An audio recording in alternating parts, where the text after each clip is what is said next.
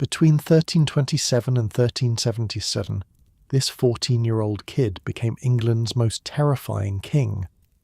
We're talking about a guy who won battles when his army was outnumbered 3-1. He took a broken country and turned it into the superpower of medieval Europe. Kings before him failed. Kings after him failed. But Edward III? His 50-year run changed England completely and started its whole path to empire. Tonight, we're diving into what life was actually like under Edward III, England's greatest king. Quick thing, I'm curious where everyone's listening from. Could be London, could be New York, Berlin, maybe Sydney. Drop your city below and what you're doing right now. Are you winding down for the night? Having your morning coffee? I'm recording this around 2 a.m. here in California, so there's something kind of cool about knowing we're all in completely different moments. All right, medieval England. But hold on, get comfortable first. Seriously. Adjust your pillows, grab that blanket, whatever you need. We're going back about 700 years tonight, so you'll want to be settled in. Your eyes open to darkness. The faint glow of embers in the hearth barely illuminates the chamber walls of Windsor Castle. The year is 1327, and you're not just anyone. You're Edward III, King of England, and you're 14 years old. The weight of the fur-lined blanket feels reassuring against the January chill. Cold seeps through the stone walls despite the tapestries. Outside, snow blankets the countryside. Nothing like your warm modern bed with its temperature-controlled comfort. Your breath clouds in front of your face. You've been king for exactly 1 week. 7 days ago they placed a crown on your head at Westminster Abbey, while nobles knelt before you. But let's be real, you're a teenager with a fancy hat. The actual power, that belongs to your mother, Isabella of France, and her lover, Roger Mortimer. Wait, back up. How did a 14-year-old even become king? Oh boy, that's where it gets wild.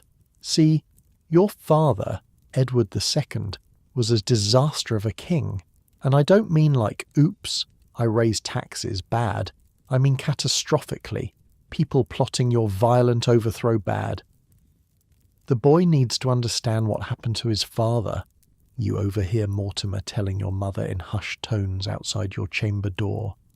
Kings who lose the loyalty of their nobles don't keep their crowns, or sometimes their lives. Unlike many royal kids, you actually knew your father. But Edward VI made some spectacularly terrible decisions. Picture the worst boss you've ever had, then give that person absolute power over a country, an army, and the national treasury. Your grandfather, Edwardus, they called him Longshanks because the man was basically a medieval basketball player over 6 feet tall, had built England into a powerhouse. He conquered Wales, hammered Scotland, and created a government that actually functioned. Then your dad took over in 1307 and proceeded to undo pretty much everything. My father speaks of the old king with such reverence. You once told your tutor, Richard Berry, during lessons. Was my father truly so different? Your grandfather was a hammer, Berry replied carefully. Your father, well, he preferred favourites to strategy. That was putting it mildly. Within months of becoming king, Edward II handed enormous power to his favourite, Piers Gaveston. The nobles hated Gaveston with the fire of 1,000 suns, not just because he had the king's ear, but because Gaveston was flamboyant, arrogant, and openly mocked them. Their relationship caused scandal throughout Europe. Chroniclers called it excessive, immoderate, and beyond the bounds of reason. The King of France reportedly called Edward II and Gaveston the King and Queen of England. Whether they were lovers or just extraordinarily close friends, Edward II's obsession with Gaveston was political suicide. The nobles eventually had enough. Just months before you were born in 1312, they dragged Gaveston out and executed him. Problem solved, right? Yeah, no. Your father found a new favourite, Hugh Despenser. And somehow, Despenser was even worse. The nobility revolted again in 1321, when you were about 9 years old. The king's chamber is no place for a child today, your nurse had said, hurrying you away from your father's apartments. There's talk of war. The wooden floor of the castle corridor had felt cold beneath your feet as you were rushed back to your chambers. Behind you, the shouting continued. While Edward II initially defeated this rebellion and executed its leader, his relationship with your mother, Queen Isabella, completely fell apart. He gave so much power to Despenser that Isabella felt threatened. When she travelled to her native France on a diplomatic mission in 1325, she refused to return. And here's where it gets even wilder. Your mother, Isabella of France, started a relationship with Roger Mortimer, an exiled English baron. Together they plotted to overthrow your father.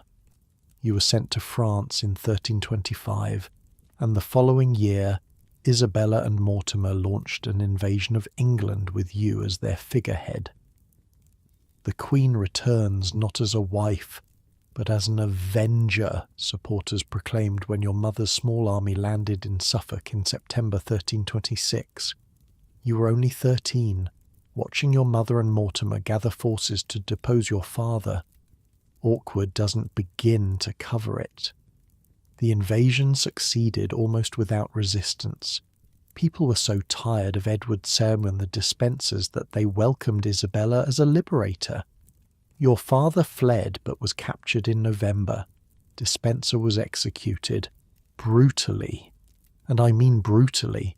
We're talking dragged behind horses, castrated, disemboweled, beheaded and quartered. Medieval justice did not mess around. In January 1327, Parliament forced your father to abdicate. And suddenly there you were, a teenager with a crown, nominal ruler of a kingdom you had barely seen in years. You roll over in bed, the straw mattress crinkling beneath you. Unlike your memory foam mattress at home, this one pokes and shifts. At least you get a real bed. Most people in 1327 sleep on the floor. The fire has nearly died, and your chamber feels damp despite the January cold. The smells of the castle drift through. Smoke, unwashed bodies, and the lingering aroma of last night's roasted meat. The gentleman of the bedchamber assigned to sleep near you snores softly on his pallet. You lie awake thinking about your father. He's still alive, imprisoned at Kenilworth Castle. You've been told you'll never see him again. Officially, you're king. But your mother and Mortimer are the real rulers of England. We act only in the king's name and for his benefit, Mortimer had announced to the court, until his grace reaches maturity. But even at 14, you're smart enough to know what's happening. Your mother and Mortimer control the government, the treasury, even who gets to speak to you. You're a puppet. This shouldn't be surprising. Throughout the Middle Ages, child kings were manipulated by regents and powerful nobles. But unlike most of them, you're already planning your escape from these constraints. You may be young, but you've received training in the skills that matter for a medieval king. You can ride a horse better than most grown men. You're learning swordplay and archery. You're studying military strategy. The concepts of honour, chivalry and kingship have been drilled into you since you could walk. A king must be like the lion, your martial instructor once told you. Fierce in battle, generous in victory, and always, always aware of his enemies. Right now your enemies include your supposed protectors. Outside the cock crows, dawn approaches, Another day of pretending to be in charge while having no actual power. But you're patient, you're observing, you're learning. And here's where our story really begins. Because unlike so many medieval royal tragedies, you, Edward III, won't remain a puppet. You won't die young or get manipulated your entire reign. In fact, over the next 50 years, you'll transform England from a chaotic, fractured kingdom into one of the most powerful states in Europe. You'll win battles where you're hopelessly outnumbered. You'll claim the throne of France, starting the 100 Years' War. You'll survive the Black Death, the worst pandemic in human history. You'll reform law, language, and government in ways that still impact the modern world. Not bad for a 14-year-old kid who started with basically nothing. The first rays of sunlight filter through the narrow window of your chamber. Time to rise. Time to begin the performance of kingship while secretly planning your liberation. Outside in the courtyard, guards change shifts. The castle begins to stir. Servants move quietly, preparing for the day. The smoke from cooking fires rises above the walls. Horses neigh in the stables. "Your Grace," a voice calls softly. It's one of your attendants, ready to begin the elaborate ritual of dressing the king. It is time. With a deep breath, you push back the covers. The cold air hits you immediately and you suppress a shiver. Kings don't show weakness, even teenage kings. You stand, stretching limbs still growing toward manhood. Your nightshirt, made of fine linen, offers little protection against the chill. Soon they'll dress you in the heavy, ornate garments of kingship, the physical embodiment of a power you don't yet possess. But you will. Oh, you will. The year ahead will bring your first military campaign, your first real taste of battle. Not that it will go particularly well. The Scots, taking advantage of England's internal chaos, have been raiding the northern borders. Your mother and Mortimer will lead an army north with you as the figurehead. The king must be seen to defend his realm, Mortimer had declared, though everyone knew he merely wanted to use your presence to legitimize his command. The campaign would become known as the Weardale Campaign, named after the river where most of the action took place. Spoiler alert, it doesn't end well for the English. The Scots run circles around your forces, even penetrating your camp one night, nearly capturing you. You'll remember that humiliation, the helplessness, the frustration. "When I command for real," you whisper to yourself in the pre-dawn light, "things will be different."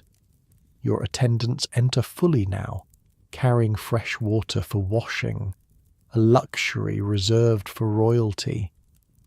Most people in 1327 rarely bathe, maybe a few times a year. The idea that bathing might spread disease rather than prevent it has taken root in medieval thinking. They wash your face and hands, then begin the process of dressing you. Layer upon layer of clothing to combat the cold and display your status. Linen shirt, woolen tunic, a surcoat embroidered with the royal arms of England. The 3 lions passant that still represent England today. The fabrics itch against your skin.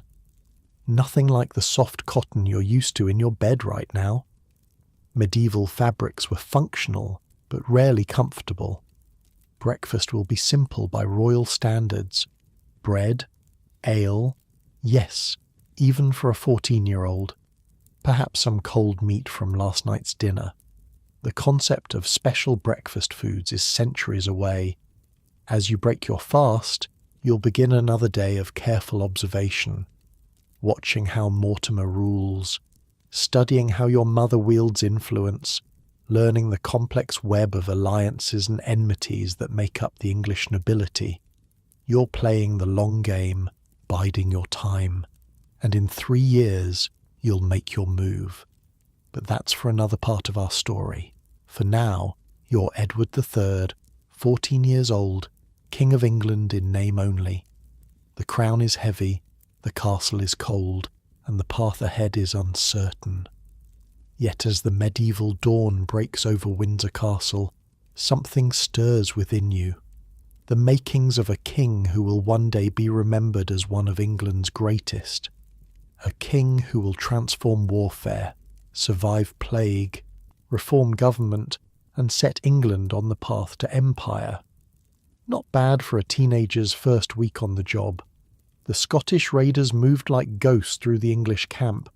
It was past midnight, the darkness nearly complete except for a few dying campfires. You're still Edward III, and it's now July 1327. 6 months into your reign, and you're in the middle of your first military disaster. "Cut the tent ropes," someone shouts in a thick Scottish accent. Your royal tent collapses around you. Panic floods your body as you scramble for a weapon, any weapon. You're 14, remember? Fighting in the dark against seasoned Scottish raiders isn't exactly a fair match.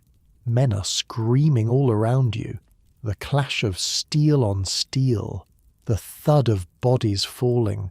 The camp is in chaos. "Protect the king," your guards shout, forming a desperate circle around your collapsed tent. This moment, this near capture by the Scots during the Weardale campaign, will burn itself into your memory. The humiliation of it, the fear, but most of all, the helplessness of being a king who cannot even command his own defence. "Your Grace, are you hurt?" asks William Montague, one of your few loyal friends, as he helps extract you from the fallen tent. He's a few years older than you, barely 20 himself, but already showing the loyalty that will make him one of your most trusted commanders in years to come. "I'm unharmed," you mutter, though your pride is thoroughly wounded. The Scottish raiders withdraw as quickly as they came, melting back into the darkness. They've made their point. The English army, your army, is vulnerable, outmaneuvered, and effectively useless. For 3 weeks, you've been chasing the Scottish force led by James Douglas and the Earls of Mer and Moray. Or rather, Mortimer has been leading your army in your name, making a complete hash of it. The Scots have danced circles around you, refusing to engage directly, raiding your supply lines, and generally making the English look like fools. The whole campaign will end without a significant battle, forcing Mortimer to negotiate the humiliating Treaty of Northampton, acknowledging Scottish independence and Robert Bruce as King of Scotland. Another blow to English pride, another failure hung around your neck despite being too young to actually command. "This is how war is waged," Mortimer tells you the next morning, as if the raid was simply an expected inconvenience. "The Scots are savages, but crafty ones." You say nothing, but inside, you're taking notes on Mortimer's failures, on Scottish tactics, on what it truly means to command. You may be a puppet king now, but you're learning, always learning. Dawn breaks over the English camp. The aftermath of the night raid is evident everywhere. Torn tents, wounded men groaning, equipment scattered. The morning dew dampens your boots as you walk through the camp, the rich earthy smell of mud and trampled grass filling your nostrils. Back at the command tent, Mortimer and your mother are deep in discussion. Isabella of France, the she-wolf as some already call her, is no delicate royal flower. She led the invasion that put you on the throne after all. "We cannot sustain this campaign," she says firmly. "The northern lords are wavering in their support. We must return to London and secure our position there." Mortimer nods. "The boy has been seen in battle. That was our primary objective." The boy. That's how they refer to you, even in your presence. Not as king, not even by name. The boy. 3 years. That's how long you'll tolerate this treatment. 3 years of watching, learning, and gradually building a network of loyal men your own age, like William Montagu. The next 3 years pass in a blur of ceremonies, hunting expeditions, and carefully supervised training in the arts of war. You grow taller, stronger, your voice deepens, you begin to truly look the part of king, even if you lack the power. In 1328, at the age of 16, you're married to Philippa of Hainault, fulfilling an agreement your mother made to secure support for her invasion. Unlike many royal marriages, this one will prove remarkably happy. Philippa is smart, capable, and quickly becomes popular with the English people. She has kind eyes, you remark to Montagu after meeting your bride for the first time. And her father's coin, Montagu replies with a wink. Hainault's support will be useful when the time comes. The time he refers to is your planned coup against Mortimer and your mother. By 1330, the country has grown tired of their rule. Mortimer's greed has alienated many nobles. There are whispers that he and Isabella plan to set you aside somehow, perhaps in favour of a child of their own. October 1330, Nottingham Castle. You're 18 now, nearly a man grown by medieval standards. Tonight, everything changes. The castle is imposing, built on a sandstone cliff with caves beneath it. Mortimer and Isabella have taken the strongest rooms in the inner keep, with guards posted at every approach. But there's another way in, through those caves. Are you certain of this passage? You ask William Montagu, who leads your small band of conspirators. The darkness of the tunnel seems to swallow the light from your carefully shielded lantern. The smell of damp earth and rock surrounds you. Water drips somewhere in the darkness. My lord, I swear it on my life, Montagu replies. The passage leads directly up into the keep. You can feel your heart pounding. If this fails, you'll be labelled a traitor. Execution would likely follow. Even kings aren't safe from the headsman's axe when they're labelled traitors. Your father learned that lesson. The stone passageway is narrow, forcing you to crouch as you ascend. The rough walls scrape against your shoulders. The weight of the castle seems to press down on you. One cave in, and you'd be buried forever. The boy king who died in darkness. After what seems like hours but is probably only minutes, Montagu stops. We're beneath their chambers now, he whispers. When we emerge, we must move quickly. You nod, mouth too dry to speak. The weight of the moment presses on you like the stone above. 18 years old, about to seize a kingdom by force. For England, you finally manage to whisper. For the true king, your loyal men respond. Moments later, you burst into the castle proper through a hidden door, startling a guard who barely has time to shout before Montagu silences him. Then you're running through torchlit corridors, the element of surprise your only advantage against Mortimer's superior numbers.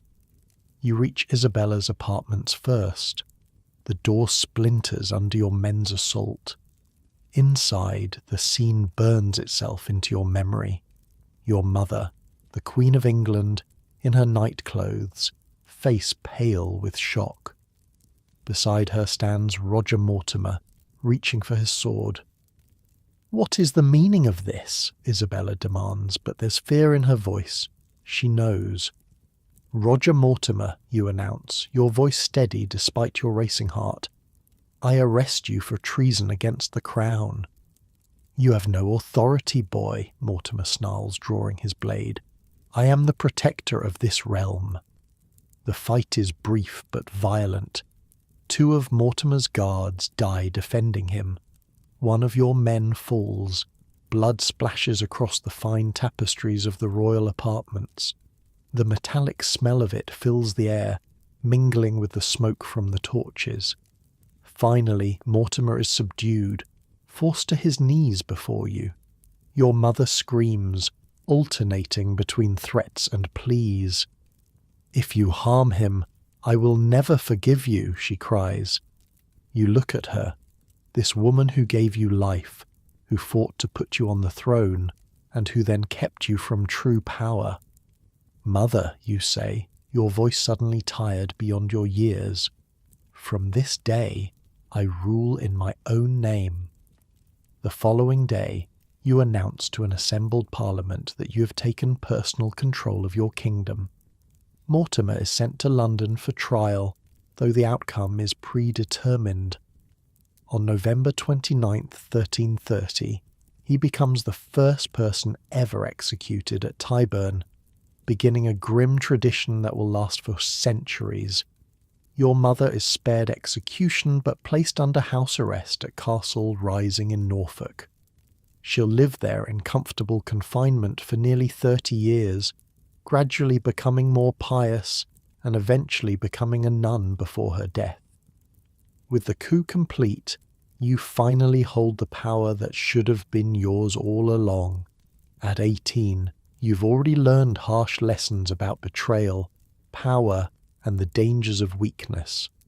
Now it's time to show England and Europe what kind of king you truly are.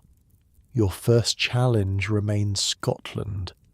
The humiliating Treaty of Northampton signed during your puppet years still stings.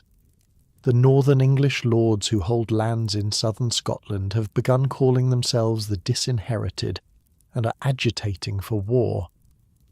The Scottish question requires a permanent solution, you tell your council in the spring of 1332, not just for our northern lords, but for the security of all England. You don't officially support the invasion launched by the disinherited lords that summer, but you don't stop it either. When they win a stunning victory at Duplin Moor in August, crushing the Scottish army and installing Edward Balliol as a puppet king of Scotland, you recognise the opportunity. By early 1333, Balliol has been pushed back into England, and now you have the perfect excuse to intervene directly. You move the entire English government north to York and prepare for war in earnest. The siege of Berwick begins in March. The critical border town, currently in Scottish hands, is the key to controlling the frontier. For months, your forces surround the city, cutting it off from supplies. They'll surrender when they're hungry enough, your commanders assure you. But before starvation can do its work, the Scots assemble a relief army under Sir Archibald Douglas. In mid-July, they send word to the besieged town, "Hold out until the 20th, and we'll come to your rescue." This is the moment you've been waiting for since that humiliating night raid during the Weardale campaign, a chance to face the Scots in open battle, to prove yourself as a warrior king. July 19th, 1333, Halidon Hill. Your first great battle. Dawn breaks cold and clear. From your position on the hillside, you can see the Scottish army approaching, nearly 20,000 men to your 8,000. The odds would terrify most commanders, but you've positioned your forces perfectly on high ground. They'll have to come to us, you tell your captains, uphill into our archers. This is where your military revolution begins. While most European armies rely on heavily armoured knights as their main striking force, you've recognised the devastating potential of the English longbow, a weapon so powerful it can punch through armour at 200 yards, and your archers can loose 10-12 arrows per minute. The morning sun glints off helmets and spear points in the distance. The air smells of trampled grass, smoke from breakfast fires, and the sweat of nervous men. Your own armour weighs heavily on you, 60 pounds of shaped steel plate and chain mail that protects but also exhausts. "The Scots approach, your grace," reports Henry Percy, one of your northern lords. "They've formed 3 divisions for the assault." You nod, mouth dry despite the water you've just drunk. Our archers know their business? They do, sire, the best bowmen in England. Around mid-morning, the Scottish army begins its advance. From your vantage point, they look like a slow-moving tide of men and metal flowing toward your position. Banners snap in the breeze, war horns sound. Hold, you command as they draw nearer. Let them struggle uphill first. The Scots are barely within conventional bow range when you give the signal, archers, loose. What happens next will change warfare forever. Thousands of arrows arc into the sky, briefly blotting out the sun before raining death on the advancing Scots.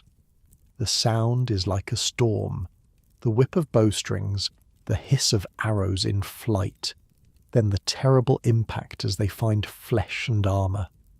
The Scottish front ranks falter under this deadly rain, but Douglas urges them forward. Again and again, your archers loose their arrows. Men fall by the hundreds, yet still the Scots advance. God's teeth, they're brave, mutters William Bohun, Earl of Northampton, at your side. Bravery won't stop an arrow, you reply, watching as the Scottish formations begin to break up on the slope. By the time the survivors reach your lines, they're disorganized, winded from the climb, and drastically reduced in number. Now it's time for your dismounted men-at-arms to engage. Forward, you command, leading your division into battle personally. The clash of armies is like nothing else on earth. The deafening noise, the press of bodies, the smell of blood and fear and emptied bowels. Men scream as they die. Steel rings on steel. Horses shriek in pain. You swing your sword with all the training of your youth behind each blow. A Scottish knight falls before you, then another. Your guards press close, ensuring England doesn't lose its king in his first major battle. Within hours it's over. The Scottish army breaks and flees, leaving thousands of dead behind, including Archibald Douglas himself. By contrast, English casualties are minimal, perhaps a few hundred. Halidon Hill is more than a victory. It's a complete vindication of your military strategy, your leadership, and your right to rule. Berwick surrenders the next day and will remain English for centuries to come.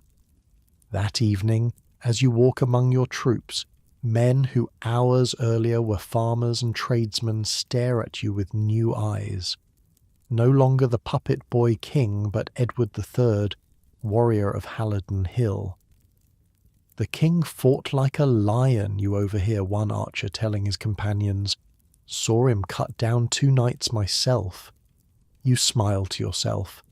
This is how legends begin, in blood and victory and stories told around campfires. Back in your command tent, you remove your armour piece by piece. Each plate and mail link is spattered with blood and mud. Your body aches from the weight and exertion. Bruises are already forming where blows struck you despite the protection. A servant brings wine, and you drink deeply, suddenly aware of how thirsty battle has made you. The taste is rich and strong, nothing like the watered wine served at court functions. To Scotland's new king, toasts William Montague, raising his own cup. Edward Balliol is in your debt, your grace. And will remain so, you reply. Balliol has already agreed that Scotland will be a vassal state to England, undoing decades of Scottish independence. It's a stunning reversal of fortune from the humiliations of the Weardale campaign. That night, despite your exhaustion, sleep comes slowly.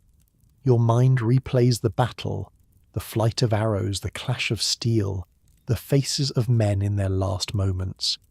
This is the first major blood you've shed as king, but far from the last.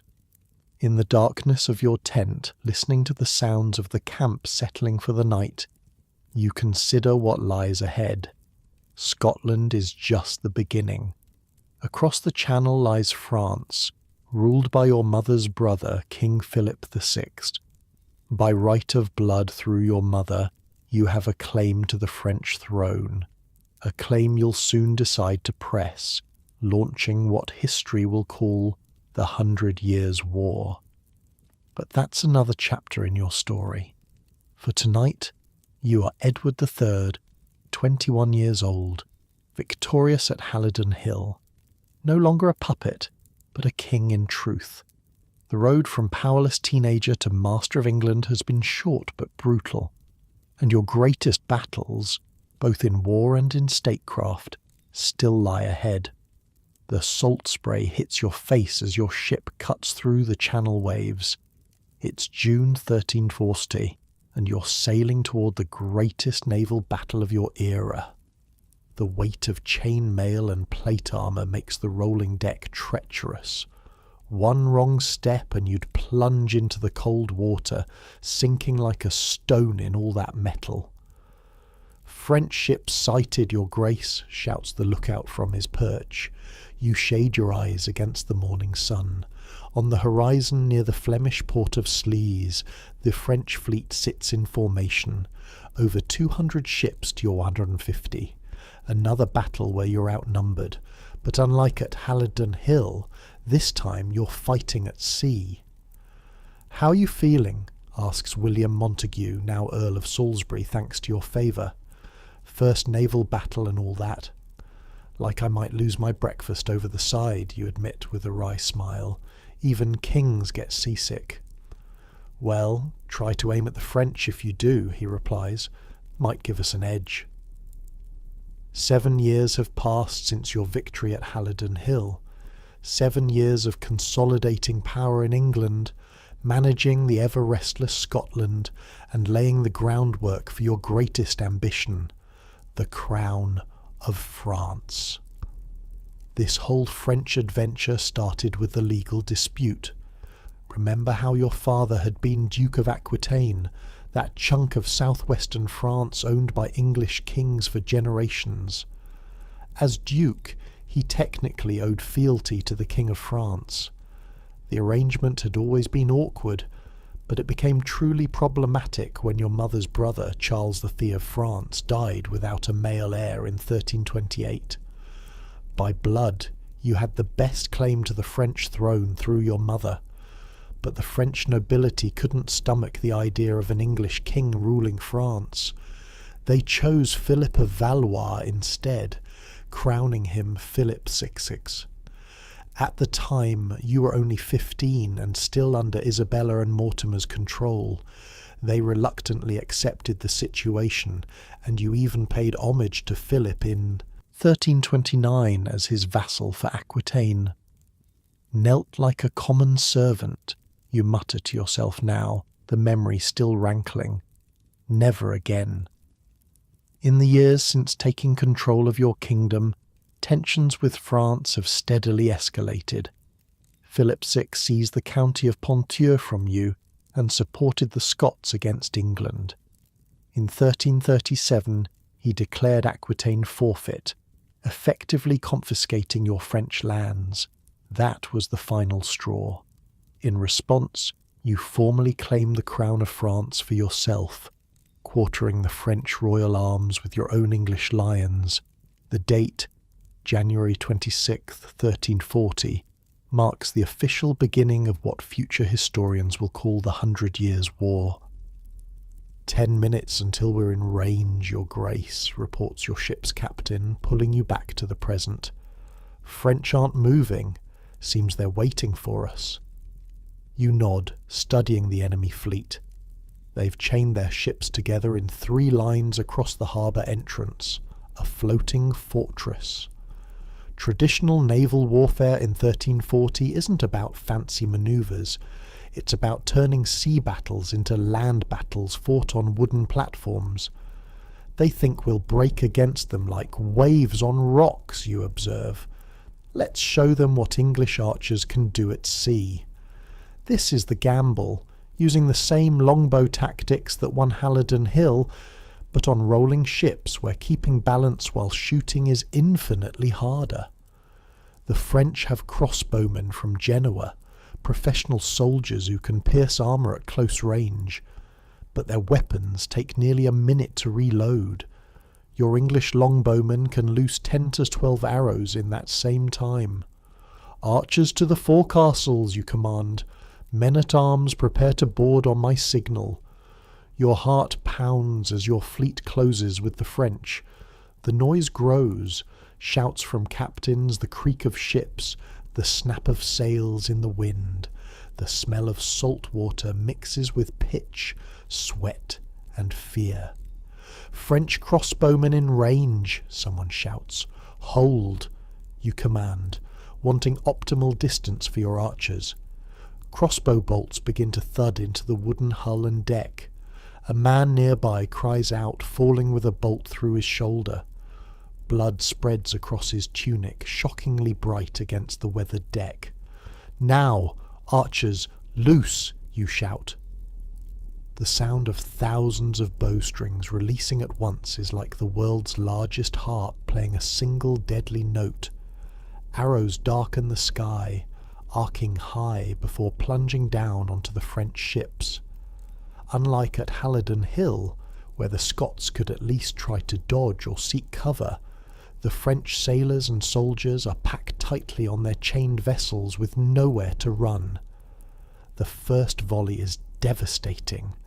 Men fall by the dozens. Screams carry across the water. Again, you command.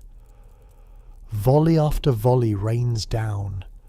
The French crossbowmen try to return fire, but they're overwhelmed by the sheer volume of English arrows. Their tight formation, meant to be a strength, has become a deadly trap. Forward! Prepare to board, you shout as your ships close to grappling range. The first collision is jarring, wood grinding against wood, the impact nearly knocking you off your feet. Grappling hooks fly, pulling the ships together. Boarding planks slam down. For England and King Edward, your men roar as they surge forward. You're among them, sword drawn, leading from the front as a medieval king must. The ship-to-ship fighting is brutal, confined and chaotic. Men slip on decks slick with blood and seawater. The cries of the wounded mix with battle shouts. Steel rings against steel. An enemy knight recognizes you from your royal surcoat and charges. You parry his first blow, feeling the impact jar up your arm. Your counter-strike catches him at the neck joint of his armour. Hot blood sprays as he falls. No time to think about it. Another opponent is already pressing forward. This one's bigger, swinging a wicked battle axe that would cleave you in two if it connected. "Duck, your grace," shouts Montague, and you drop just as the axe whistles overhead. Montague's sword takes the axeman in the belly. The man falls, howling between the ships, disappearing into the bloodied water below. "Getting too old for this," Montague pants, though he's barely 30. "Nonsense," you reply, wiping sweat from your eyes. "You're just reaching your prime." The battle rages for hours under the summer sun. Ship by ship, the French line is broken. Their admiral, Nicolas Beauchet, fights to the last but is eventually captured. By evening, the sea at Sluys runs red. Nearly 18,000 French sailors and soldiers lie dead or dying. All but 23 French ships have been captured or destroyed. Victory is complete, but not without cost. During the fighting, an arrow caught you in the thigh, a painful but not life-threatening wound that will leave yet another scar on your body. "The Channel belongs to England now," Montague says, as a physician tends your injury back on your flagship. The arrow has been extracted, the wound cleaned with wine and bandaged. The pain throbs with each heartbeat. And Philip knows it, you agree, wincing as you shift position. No French king will threaten English shores in our lifetime. The naval victory at Sluys secures your southern coast and ensures you can move troops to the continent at will. England can breathe easier knowing that French invasion ships no longer patrol the Channel. But the war has barely begun. Your claim to the French throne remains contested, and Philip VI still holds most of your ancestral lands in Aquitaine. The battles ahead will make Slays look like a skirmish. The following day, you dictate a letter to be sent to your council in London, announcing the victory. You can't resist adding a barb directed at the French king. Philip has not yet made himself master of the English Channel. Messages travel slowly in medieval Europe, carried by riders who change horses at intervals but still cover only 30-40 miles per day on roads that barely deserve the name. It will be days before England learns of your triumph. By mid-July, you're back on English soil, nursing your wound but celebrating a victory that has made you the master of the seas. Londoners cheer as you ride through the streets, the arrow wound forcing you to move more slowly than usual, but you make sure not to limp. Kings don't show weakness. God save King Edward of England and France, they shout, embracing your claim to the dual monarchy. The next 3 years bring a mixture of frustration and achievement. Campaign season after campaign season in France yields territorial gains, but no decisive victory. Philip VI refuses to meet you in open battle, remembering the lessons of Sluys. Then in November 1342, you return secretly to England to confront your government about financial issues. The war is costing a fortune, perhaps $124 just in the first year, several times your annual income. You've been forced to borrow heavily from Italian banking families and introduce new taxes at home. The realm cannot sustain this pace of spending, warns John Stratford, Archbishop of Canterbury and your chief minister.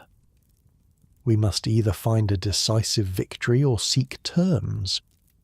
You clash with Stratford initially. Kings don't appreciate being told they can't afford their wars, but eventually reconcile. His point is valid.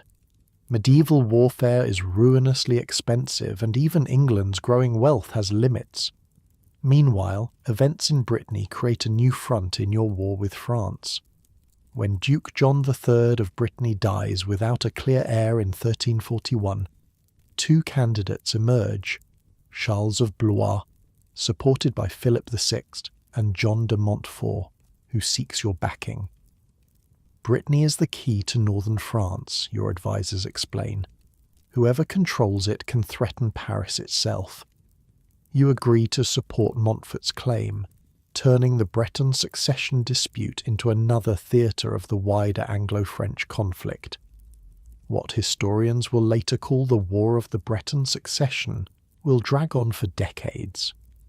By 1345, you've had enough of inconclusive campaigns. It's time for a bold stroke that will force Philip VI either to battle or to terms. You begin assembling a major new invasion force in England. This time, you tell your council, we strike at the heart of France, not just its edges. Throughout the winter of 1345-46, ships are requisitioned, supplies gathered, and men mustered. Armourers work day and night forging plate armour and arrowheads. Fletchers produce hundreds of thousands of arrows. Bakers prepare hardtack biscuits that will keep for months at sea and on campaign.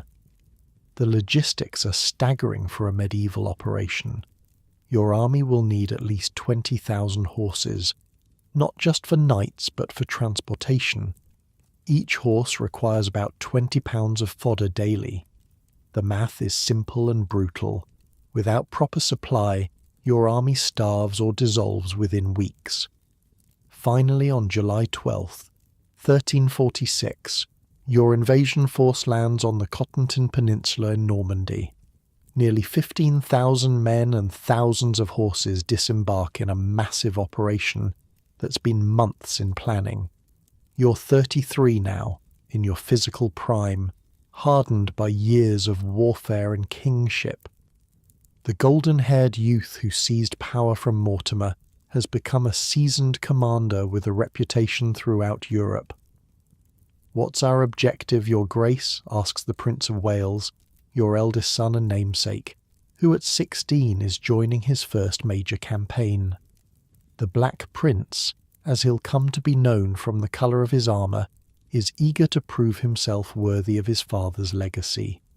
He resembles you, tall, strong, with the same determined set to his jaw, but lacks your experience. "We're going to remind Philip what it means to face English arms," you tell him, "and if he won't meet us in battle, we'll make his kingdom bleed until he has no choice." What follows is a massive chevauchée, a destructive cavalry raid designed to wreak economic havoc. Your army cuts a swath of destruction across Normandy, burning towns, seizing supplies, and generally terrorizing the countryside. The strategy is brutal but effective. Medieval armies rely on local resources. By destroying those resources, you deny them to your enemy. It's also a direct challenge to Philip VI. A king who cannot protect his people is no king at all. On July 26th, your forces seize the significant town of Caen in Normandy. For 5 days the city is sacked, its wealth flowing into English coffers. Reports of the fall of Caen spread panic through northern France. Philip will have to respond now, you tell your commanders. His nobles won't allow this to continue unchallenged. You're right. Philip VI begins gathering a massive force to protect Paris, which now lies open to your advance. By mid-August he has assembled well over 20,000 men, perhaps twice your numbers. But direct confrontation with superior French forces isn't your plan. Instead, you skirt Paris and turn north toward Flanders, where you hope to link up with allies from the Low Countries. Philip pursues, determined to trap your army before it can escape. The chase becomes a race, with your forces marching up to 30 miles a day, an exhausting pace for men in armour carrying weapons and supplies. By late August, Philip is closing in.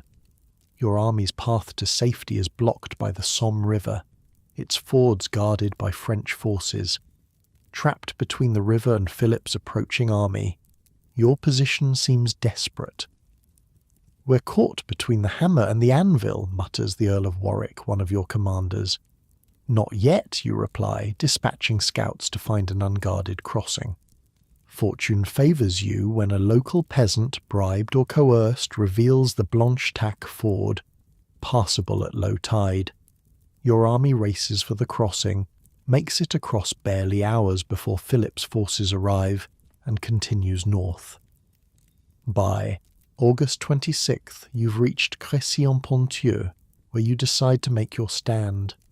Your men are exhausted from weeks of marching and fighting. They need rest, and the ground here favours defence. "We fight here," you announce, studying the gently sloping terrain. "Let Philip come to us." Throughout the day, you personally supervise the deployment of your forces. Unlike most medieval commanders, you've learned to use terrain to maximum advantage. You position your army on the high ground, with your flanks protected by woods and a river. Your men-at-arms dismount to fight on foot, with massed longbowmen on the wings.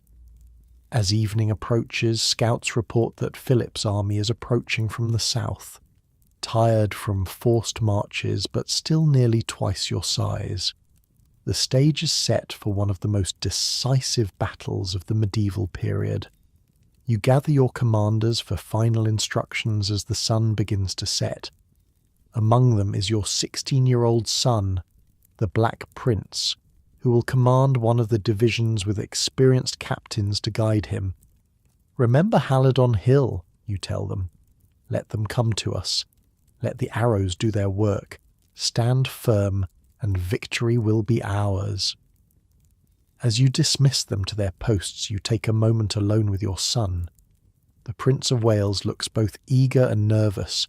the weight of his first major command visible in his stance. "Father," he says quietly, "what if I fail you?" You place a hand on his armoured shoulder. "You won't. You were born for this, as was I. But remember, courage isn't about not feeling fear. It's about doing what must be done despite it." He nods, standing straighter. "For England," he says. "For England," you echo. "Now go show them what a Prince of Wales can do." As your son walks away to his division, you take a moment to look out over the field where thousands will die tomorrow. The setting sun casts long shadows across the gentle slopes. Birds call in the nearby woods, oblivious to the carnage to come. For all your confidence in your tactical position, nothing in war is certain. By this time tomorrow you could be dead, captured, or victorious. Such is the narrow margin between disaster and glory. You've come a long way from that 14-year-old puppet king. Through will, cunning, and courage, you've transformed yourself into Edward III, warrior king of England, claimant to the French throne, master of the seas after Slees. Tomorrow at Crécy, you'll either cement that legacy or watch it crumble. Either way, the battle will change the course of European history forever. Dawn breaks over Crécy on August 26th, 1346. The air is cool, the grass still damp with dew. You stand on the slope, watching as the massive French army appears on the horizon. Their armour gleams in the morning light, banners fluttering in the breeze. So many banners, each representing a noble house, a fighting unit, 1,000 individual stories about to end. "God's teeth. There are a lot of them," mutters William Bohun, Earl of Northampton, beside you. "Numbers aren't everything," you reply, trying to sound more confident than you feel. You've arranged your army in 3 divisions, one commanded by your 16-year-old son, the Black Prince, another by Northampton, and the third by yourself. Each has dismounted men-at-arms in the centre, with longbowmen on the wings, positioned in a formation resembling a harrow or a wedge. And you have one more surprise for the French. Near your position sit several small, odd-looking metal tubes mounted on wooden frames. The French have never seen these weapons before, neither has most of your army. "You really think these cannons will make a difference?" asks Northampton, eyeing the strange devices sceptically. "Probably not," you admit, "but the noise alone might be worth it." These primitive artillery pieces are a novelty in European warfare. They fire stone balls and are more likely to frighten horses than cause significant casualties. But war is as much about psychology as physics. By midday, the French army is assembled on the plain below your position. Their knights and men-at-arms gleam in the sun, a forest of lances rising above them. At the rear, you can make out the blue banner decorated with golden fleur-de-lis, the royal standard of Philip VI. Oddly, there's no immediate attack. The French seem to be milling around, arguing among themselves. Even from a distance you can sense the confusion in their ranks. "What are they waiting for?" asks your son, who has ridden over from his division. "They have no real commander," you explain. "Philip is king, but he's no general. His nobles each want the glory of leading the first charge." This is the fundamental weakness of the French feudal army. Though larger than your force, it's really dozens of different contingents, each led by a nobleman more concerned with honour than strategy. A sudden shower passes over the field, briefly drenching both armies. Your archers quickly unstring their bows to keep the strings dry, then restring them when the rain stops. "That's another advantage," you tell your son. "Our men are professional soldiers who know their craft. The French are a mob of nobles with their retainers." Finally, in the late afternoon, the French begin to advance. First come their crossbowmen, Genoese mercenaries hired for their skill. Behind them march the French knights and men-at-arms, eager for glory.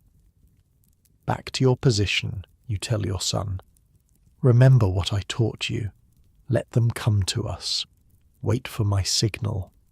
The prince nods, his face solemn beneath his helmet. For England, he says, clasping your arm briefly before riding back to his division. For England, you echo. The Genoese crossbowmen advance up the slope, stopping about 150 yards from your lines. Close enough for their weapons, but still well within the deadly range of the English longbow. They loose their first volley, but most bolts fall, short or stick harmlessly in the ground. Not yet, you call to your archers, who are itching to return fire. Let them come closer. The Genoese reload, a slow, cumbersome process involving a cranking mechanism, and advance another few yards. Again they fire, and again their bolts largely waste themselves on empty ground. Now, you command, archers, loose. The sound of thousands of bowstrings releasing at once is like a massive gust of wind. Arrows darken the sky, arcing high before plunging down onto the Genoese. Unlike the crossbowmen, who fired individually, your archers loose their arrows in coordinated volleys, creating a devastating concentration of missile fire. The effect is immediate and horrific. Hundreds of Genoese fall in the first volley, arrows punching through leather armour and flesh with equal ease. They've never faced anything like the English longbow, which can launch up to 12 arrows per minute at a range of 250 yards. Again, you command, and another dark cloud of arrows ascends. The Genoese break almost immediately, turning to flee back down the hill. But behind them, the French knights and men-at-arms are still advancing, eager for glory.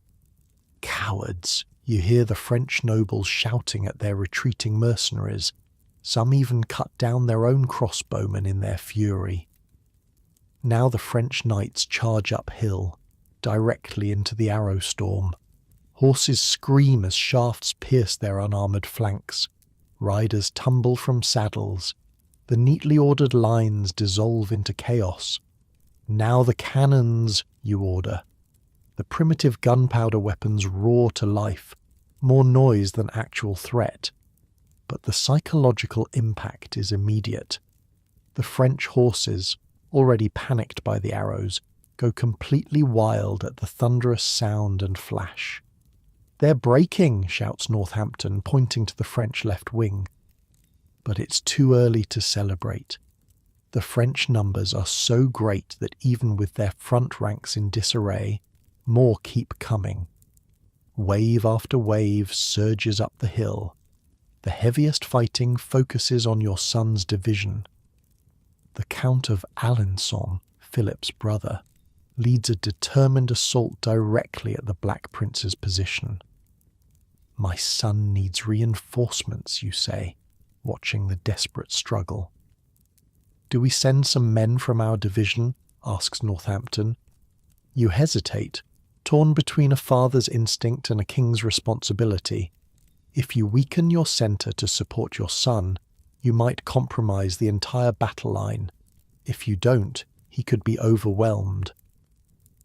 A messenger arrives, breathing hard. "My lord, the Earl of Warwick begs assistance for the prince's division." "Is my son injured?" you demand. "No, your grace, but they are hard-pressed." You make your decision. "Tell Warwick the prince must win his spurs today. I will not risk the battle, but I have faith in my son." The messenger looks shocked but bows and gallops back toward the struggle. Your words might seem cruel, but this is your son's first real test as a commander. He must learn to fight through crisis without rescue. "A hard choice," observes Northampton quietly. "Kingship is nothing but hard choices," you reply. As evening approaches, the battle reaches its climax. The French knights, dismounted now after losing so many horses to arrows, struggle uphill on foot in their heavy armour. Your archers, having exhausted their arrows, join the hand-to-hand combat with knives, swords and hammers. The noise is deafening. The clash of steel, the screams of wounded men, the battle cries in French and English. The smell of blood, sweat and fear hangs thick in the air. The gentle slopes of Crécy have become a charnel house.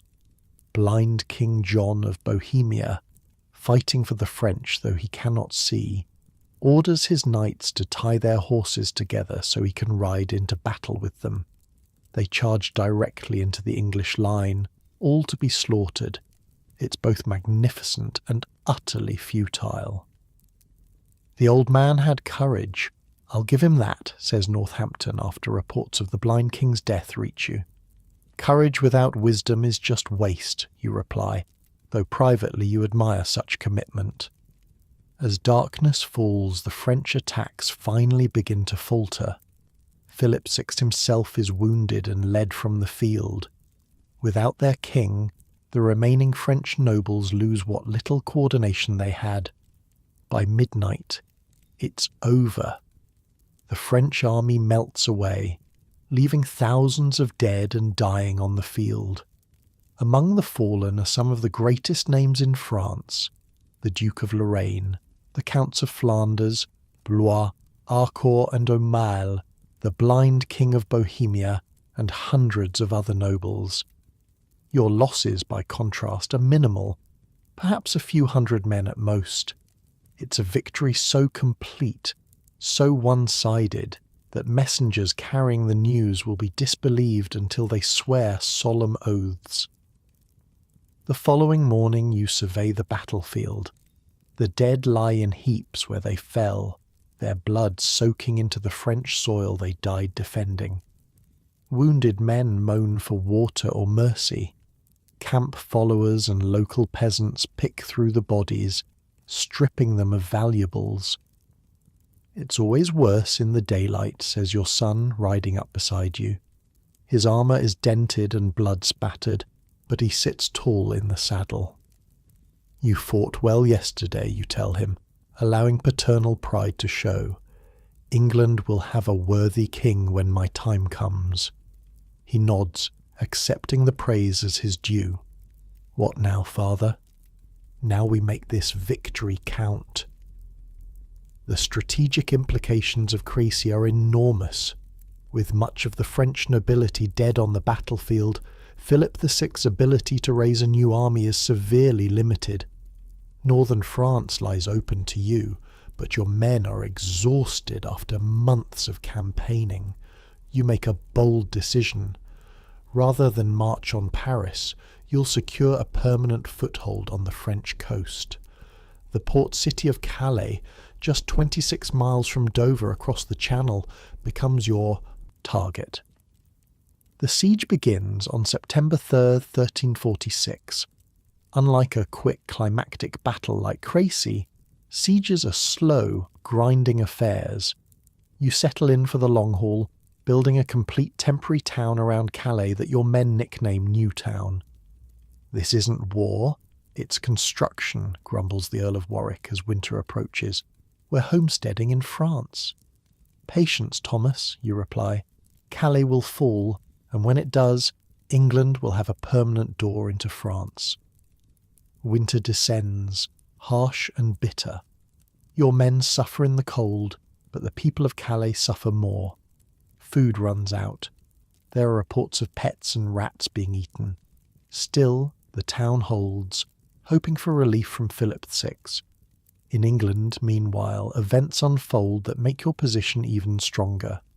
Taking advantage of your absence, the Scots invade northern England in October 1346, urged on by Philip VI.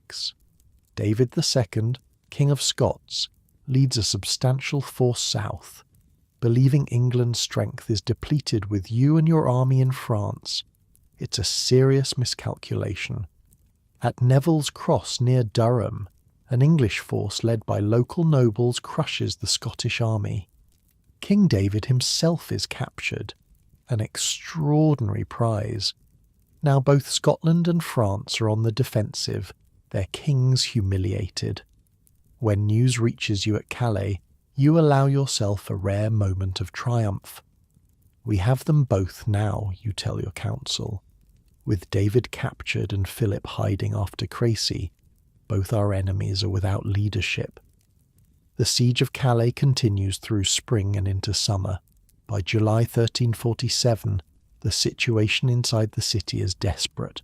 Citizens are dying of starvation. The commander, Jean de Vienne, finally offers to surrender. You're in no mood for mercy. The siege has cost you nearly a year and enormous expense.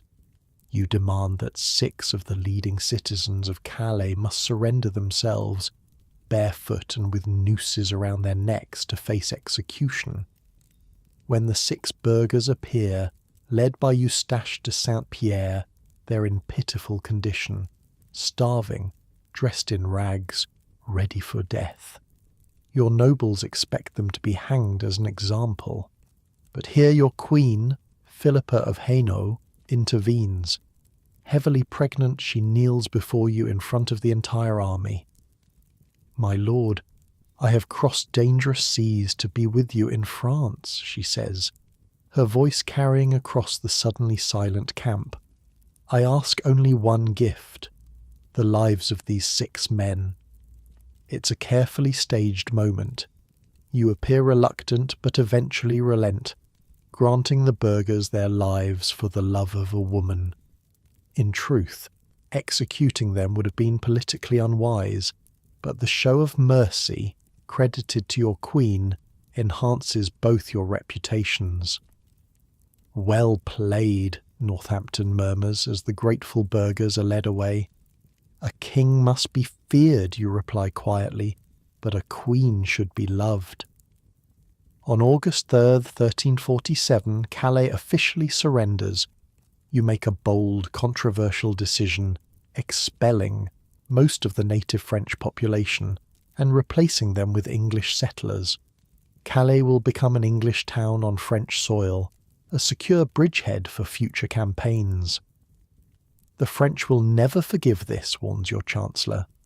"They haven't forgiven Crécy either," you reply. "At least now we have a fortress from which to greet their displeasure." With Calais secured and your army exhausted after more than a year in France, you negotiate a truce with Philip VI in September 1347. It's meant to last until 1348, but external events will extend it far longer. You return to England in triumph in October 1347, having achieved more in a single campaign than most kings manage in a lifetime. England is ecstatic. You are Edward the Warrior King, victor of Halidon Hill, Slies, and now the legendary Battle of Crécy.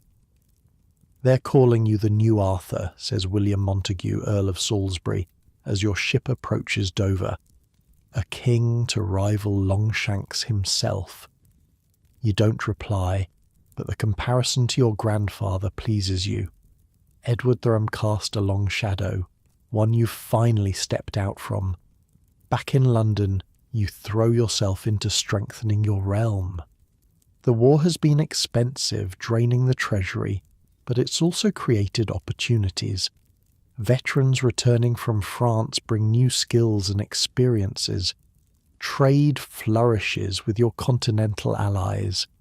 In January 1348, you make a decision that will create one of your most lasting legacies. Enthralled by Arthurian legend and inspired by your military successes, you establish the Order of the Garter, a chivalric brotherhood initially consisting of yourself and 25 companions, many veterans of Crécy. "The Round Table reborn," comments the Earl of Salisbury during the first ceremony at Windsor. "But more practical," you reply with a smile. "Arthur's knights sought the Grail. Mine have already found glory in France." The Order's emblem, a blue garter with the motto "Honi soit qui mal y pense," shame on him who thinks evil of it, will become the highest order of chivalry in England, continuing unbroken to the present day. Windsor Castle itself is undergoing massive reconstruction under your direction. The Norman fortress is being transformed into a palace worthy of your ambitions at the staggering cost of $50,000, the most expensive building project undertaken by any medieval English king. Is such expense necessary? Asks your treasurer delicately. A king's buildings speak when he is silent, you reply. Windsor will speak of England's greatness long after we're dust. But as summer approaches in 1348, troubling reports begin to reach England from the continent. A mysterious and deadly disease has appeared in the Mediterranean, killing with terrifying speed and spreading northward. They're calling it the Great Mortality, your Chancellor informs you during a council meeting, or the Black Death, for the colour it turns the dying. Superstitious nonsense, scoffs one of your older advisers. Plague comes and goes. England has weathered such storms before. But this plague is different, more virulent, more deadly than any in living memory.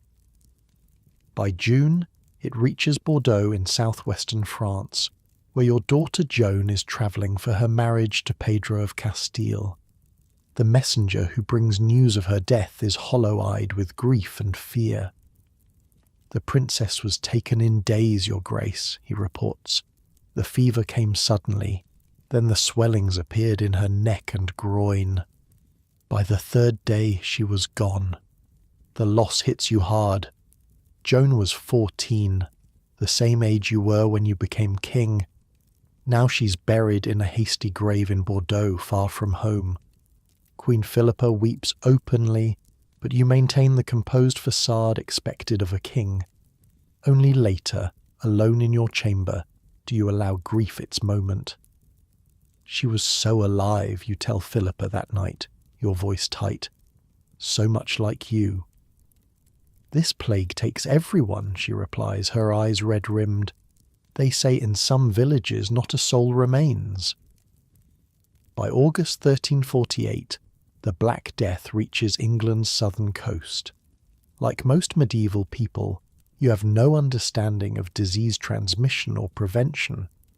The common belief holds that plague spreads through bad air or as divine punishment. But you're practical enough to take precautions. The court leaves London for less populated areas. You establish quarantine measures as best you can, though they're based on flawed understanding. We stand at the threshold of something terrible, your physician warns as autumn approaches and plague spreads inland from the coast. Looking out from Windsor Castle at the peaceful countryside below, it's hard to imagine the invisible enemy advancing town by town, village by village. But advance it does, leaving devastation in its wake. God tests England as he tests her king, observes the Archbishop of Canterbury solemnly. Then England shall endure, you reply, as her king has endured. The Black Death will test your kingdom as no battle ever could. In the coming months, perhaps a third of England's population will die. The social and economic fabric of the country will strain to breaking point. Yet even this unprecedented catastrophe will become another chapter in your remarkable story of resilience and reinvention.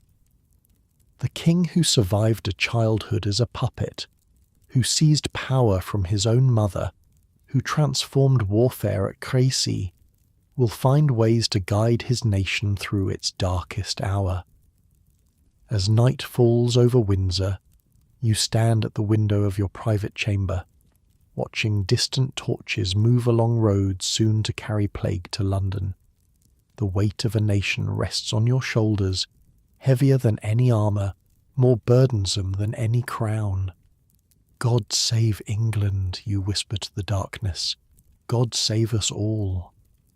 London burns, not with fire, but with fever. By winter 1348, the Black Death grips your capital like a demon's hand. Smoke rises from Countless small fires where people burn rosemary and juniper, believing the herbs purify the air. The smell does little to mask the stench of death.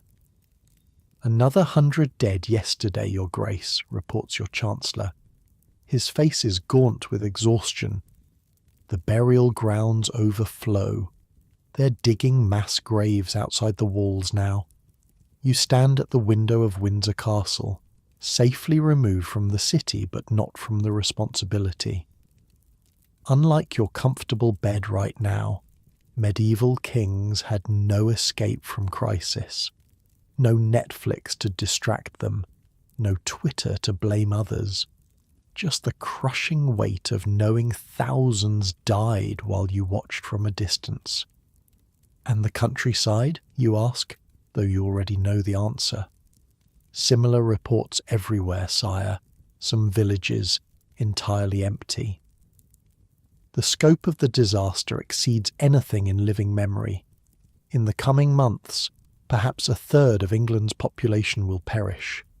In some places the death toll reaches 50% or higher. Monasteries, where monks live in close quarters, are particularly hard hit. "God's will," murmurs a bishop standing nearby.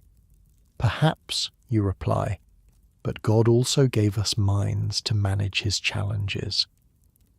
Unlike many medieval rulers who respond to crisis with prayer alone, you take practical action.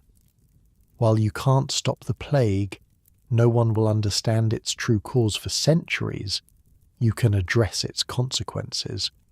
The most immediate problem beyond the death toll itself is economic collapse. With so many labourers dead, fields lie untended. Livestock wanders without herdsmen. Crops rot unharvested. The survivors, suddenly in high demand, begin demanding higher wages, much higher. "The peasants grow insolent," complains the Earl of Arundel during a council meeting. "A common labourer who earned 2 pennies a day now demands 8 or 10. It's highway robbery." "They know we need them now," observes William Bohun more pragmatically. "Supply and demand, my friend." The labour crisis threatens to upend the entire social order. Medieval society functions on a rigid hierarchy where everyone knows their place. Suddenly, peasants have leverage. Some even leave their manors without permission to seek better opportunities, technically illegal under feudal law. "Something must be done," insists Arundel, "or England will be turned upside down." In June 1349, you issue a preliminary ordinance to regulate labour, followed in 1351 by a more comprehensive statute of labourers. The measures fix wages at pre-plague levels and prohibit workers from leaving their homes to seek higher pay elsewhere. "They'll hate this," warns your treasurer. "Perhaps," you acknowledge, "but England needs stability now more than revolution." The statute is harsh by modern standards, essentially forcing people to work for less than market rates, but it helps prevent complete economic collapse. More importantly, it strengthens the role of local officials called justices of the peace, who enforce the new rules at the county level. "These JPs will be our eyes and hands in every shire," you explain to your council, "not just for this crisis, but for generations to come." It's a subtle but profound change in governance. Rather than relying solely on sheriffs and lords, you're creating a more standardized local authority. Officials who represent the Crown's interests in every corner of the realm. The office of Justice of the Peace will endure for centuries, eventually spreading to English colonies around the world. That's your particular genius as king, seeing opportunity in crisis, building institutions that outlast emergencies. While the plague ravages the country, you're quietly reforming government in ways that will shape England long after you're gone. Night falls over Windsor. The distant glow of London seems dimmer these days, with so many houses empty, so many businesses closed. You've just finished reading reports from your tax collectors, another grim tally of the plague's impact. The Treasury will feel this for years, says your Chamberlain, collecting the scrolls, perhaps a decade or more. Then we shall have to find new sources of revenue, you reply, rubbing tired eyes. In 1351, you initiate a major reform of English coinage, introducing gold coins and a new silver piece called the groat. This might seem like a technical change, but it's vital for a medieval economy struggling to recover from plague. Better money means better trade, you explain to merchants in London, many wearing pomanders of herbs to ward off disease, and trade will restore England's strength. By 1352, the first wave of plague has largely passed, though it will return periodically throughout the century. England is changed forever, physically and socially, but has survived. Your steady leadership during the crisis enhances your already formidable reputation. Other kingdoms fractured, observes the Venetian ambassador. France nearly collapsed into civil war, but England endured, as did her king. The Black Death has another unexpected effect on your ongoing conflict with France. The truce negotiated after Crécy, intended to last only until 1348, extends for years as both countries struggle with plague's aftermath. But by 1355, you're ready to resume the war. Philip VI has died, succeeded by his son John II, but your claim to the French throne remains unresolved. The hard-won English foothold at Calais provides a perfect staging ground for a new invasion. One more great campaign, you tell your council, to force the French to recognise our rights once and for all. This time, your strategy involves a two-pronged attack. You'll lead one force across the Channel to northern France, while your son, the Black Prince, now a seasoned commander at 25, will campaign in southwestern France from the Duchy of Aquitaine. Plans are made, ships requisitioned, supplies gathered. The logistics of medieval warfare remain enormously complex, feeding and equipping thousands of men across hundreds of miles of hostile territory. 3 million arrows, reports your quartermaster, reading from his inventory. 30,000 sheaves, enough for 10 battles like Crécy. But as the northern expedition prepares to depart in late autumn of 1355, troubling news arrives from Scotland. Taking advantage of your focus on France, the Scots have resumed raiding across the border. Not again, you sigh. The northern problem has been a constant thorn throughout your reign. Reluctantly, you redirect your expedition to Scotland, leading a winter campaign that reasserts English control over the border region, but delays your French ambitions.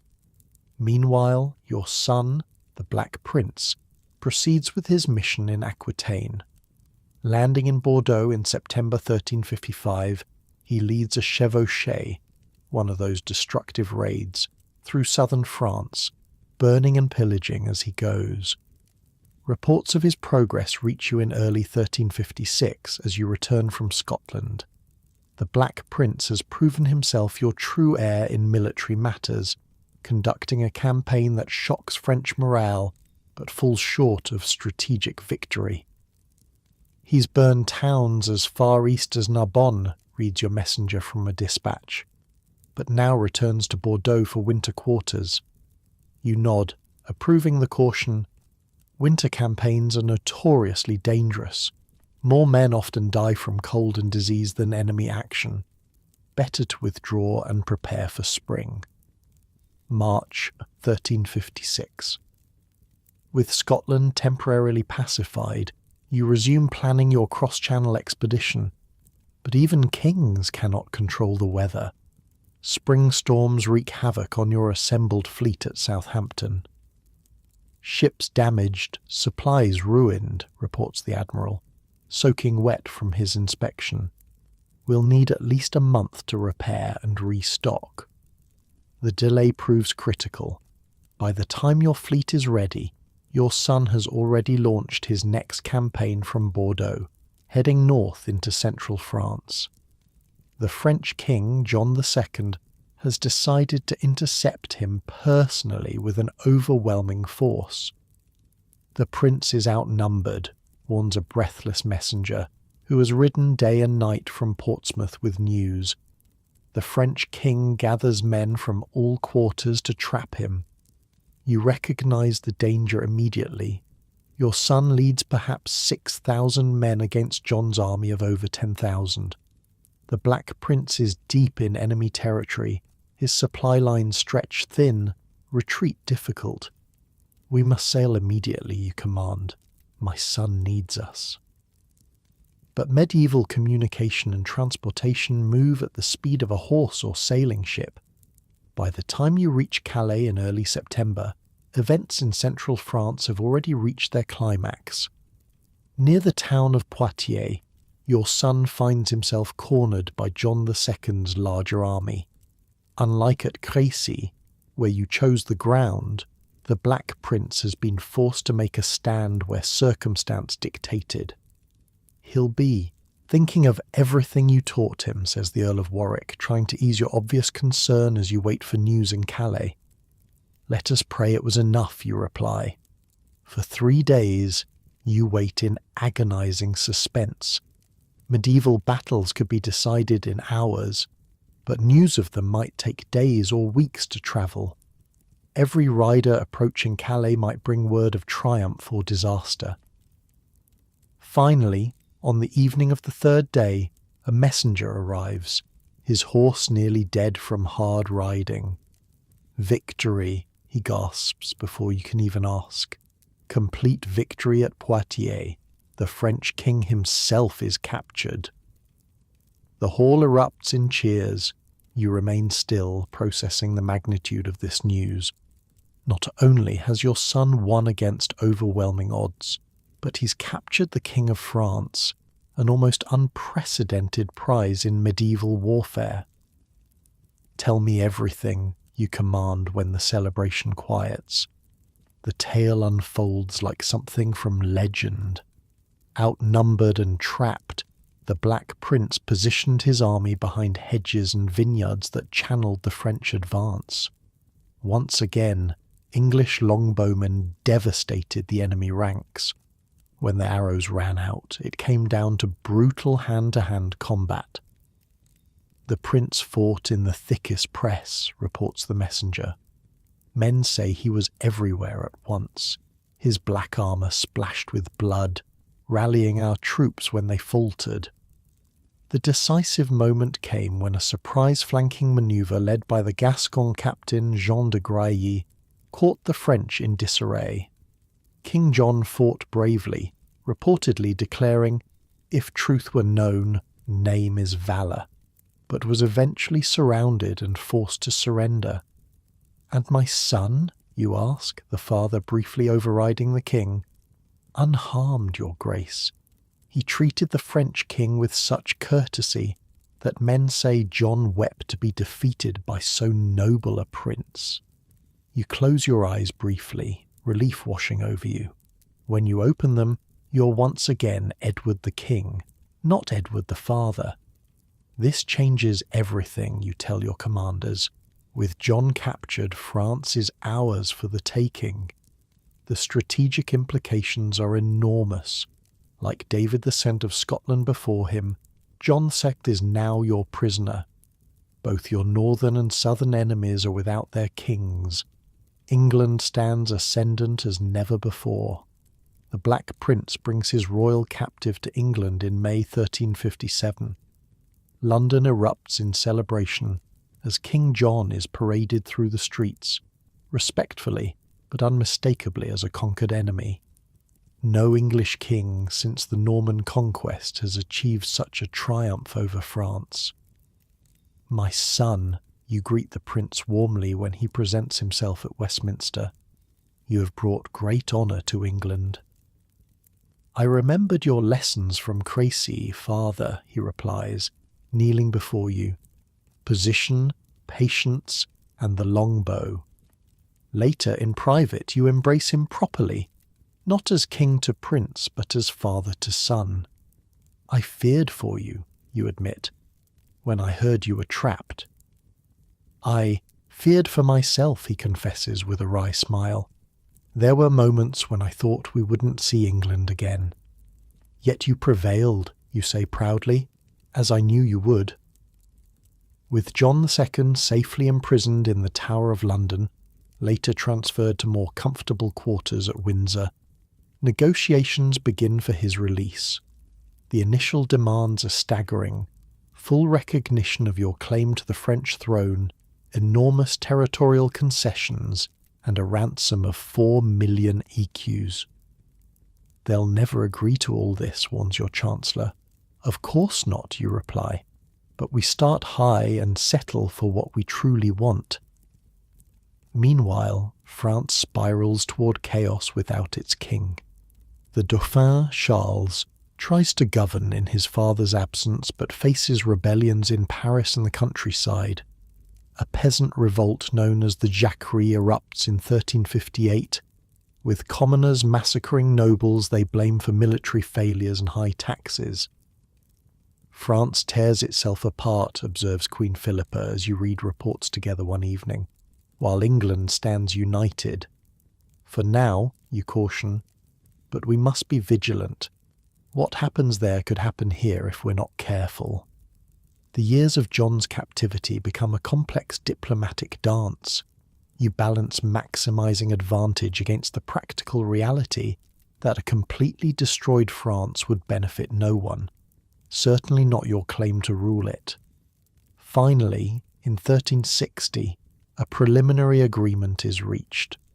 The Treaty of Bretigny, named after the town near Chartres where it's negotiated, represents the peak of English power in the medieval period. Under its terms, John II will be released for the still enormous ransom of 3 million gold crowns. You agree to renounce your claim to the French throne, but in return, you receive full sovereignty over an expanded Aquitaine, plus Calais, Ponthieu, and other territories. No longer will English kings owe fealty to French monarchs for their continental possessions. This is everything we fought for, exults the Earl of Warwick when the terms are announced. Not quite everything. You've given up the claim to be King of France, but it's a diplomatic triumph nonetheless. England now controls nearly a third of modern France, territories that will yield rich tax revenues for years to come. On October 24th, 1360, you ratify the treaty, bringing the first phase of what later historians will call the 100 Years' War to a successful conclusion. After decades of conflict dating back to your father's reign, England stands victorious and greatly expanded. That night, in the privacy of your chamber at Westminster, you allow yourself a rare moment of pure satisfaction. The boy king who was once a puppet has transformed England into the dominant power in Western Europe. Grandfather would be proud, you tell Philippa, referring to Edward thus, whose shadow loomed so large over your early years. He would be jealous, she corrects you with a smile. You've already achieved more than Longshanks ever did. It's true, though you'd never say it yourself. Your grandfather conquered Wales and hammered Scotland but failed to hold it. You've secured the Scottish border, won unprecedented concessions from France, reformed English governance, and guided the nation through the apocalypse of the Black Death. At 47, you stand at the pinnacle of your reign, respected throughout Europe, beloved in England, with healthy sons to secure the succession.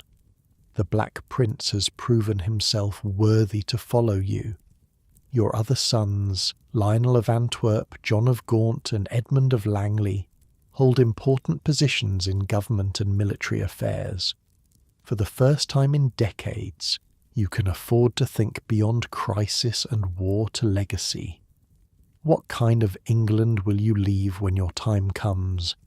How will future generations remember Edward III?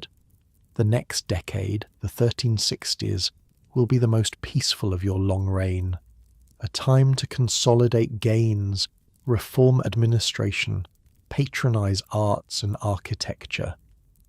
Windsor Castle's reconstruction continues, transforming it from a fortress into a palace that proclaims English power and sophistication. You've already created the Order of the Garter, establishing England's reputation for chivalric culture. Now you'll turn to legal reforms, trade expansion, and even the language itself, promoting the use of English instead of French in law courts and government. England is transformed, Philippa says softly, taking your hand, and you with it.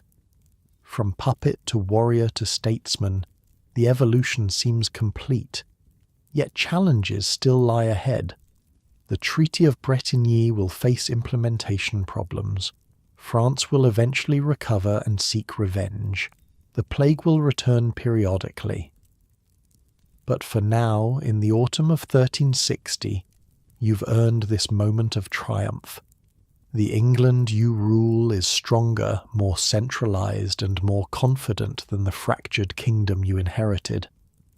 As you fall asleep that night, the weight of the crown temporarily lifted, you allow yourself to dream not of past glories, but future possibilities.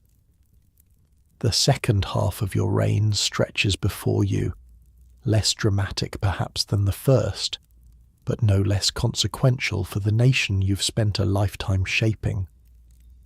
Morning light filters through the stained glass windows of Westminster, casting multicoloured patterns across the council chamber. You're still Edward III, now in your late 40s, and for the first time in your reign, England enjoys genuine peace. The year is 1362, and you're about to change how your entire kingdom communicates. My lords, you address the council, from this day forward, all pleas in my courts of law shall be conducted in English, not French. The Chancellor nearly drops his quill. Your Grace, French has been the language of law since the conquest, nearly 300 years. And English has been the language of England far longer, you counter. Why should common people stand before judges and not understand the words that decide their fate? This isn't just linguistic preference, it's nation building. Ever since William the Conqueror seized England in 1066, a strange linguistic divide has split the country. Norman French for the nobility and government, English for common folk. By officially elevating English, you're forging a more unified identity. The French will see this as another insult, warns a councillor. You smile slightly. Good. When Parliament opens later that year, the Chancellor's address is delivered in English for the first time. It's a subtle revolution, one whose effects will echo for centuries. You've set England on a path where its unique language, a hybrid of Germanic roots and Norman French, will become its strength, not its division. It just makes sense, you explain to Queen Philippa that evening as you walk through the palace gardens. The flowers are in full bloom, their scent heavy in the summer air. How can England truly be one nation when its rulers speak one language and its people another? The 1360s are your decade of peace and reform. The Treaty of Bretigny has secured your continental possessions. Scotland remains quiet after the capture of David II. With breathing room from constant warfare, you turn your attention inward to the machinery of English governance. The wool staple needs reform, you announced to Parliament in 1362. All exports shall pass through Calais. This reorganisation of England's most valuable export, wool, creates a controlled market that benefits both the Crown and English merchants. It's the kind of administrative change that doesn't inspire epic poems, but builds real national wealth and power. The peaceful years also allow you to focus on family. Your children are grown now, taking on responsibilities of their own. Your eldest, Edward the Black Prince, administers Aquitaine almost as a separate kingdom. Your second surviving son, Lionel of Antwerp, you've sent to Ireland as your representative. Ireland has been at least nominally under English control since the 1100s, but only the eastern portion, known as the Pale, is truly governed from London. Irish lords rule the western regions, often in open defiance of English authority. The Irish situation requires a permanent solution, you tell Lionel before his departure. Not conquest, but firm governance. In 1366, Lionel presides over a parliament at Kilkenny that issues a series of laws designed to maintain English culture and authority in Ireland. The Statutes of Kilkenny prohibit the English settlers from adopting Irish customs, language, or intermarrying with the native Irish. This will keep the English of Ireland English, Lionel writes to you afterward. Without it, they'd become more Irish than the Irish themselves. The statutes are harsh by modern standards, essentially creating an apartheid system, but they succeed in preserving English control in Ireland for centuries to come.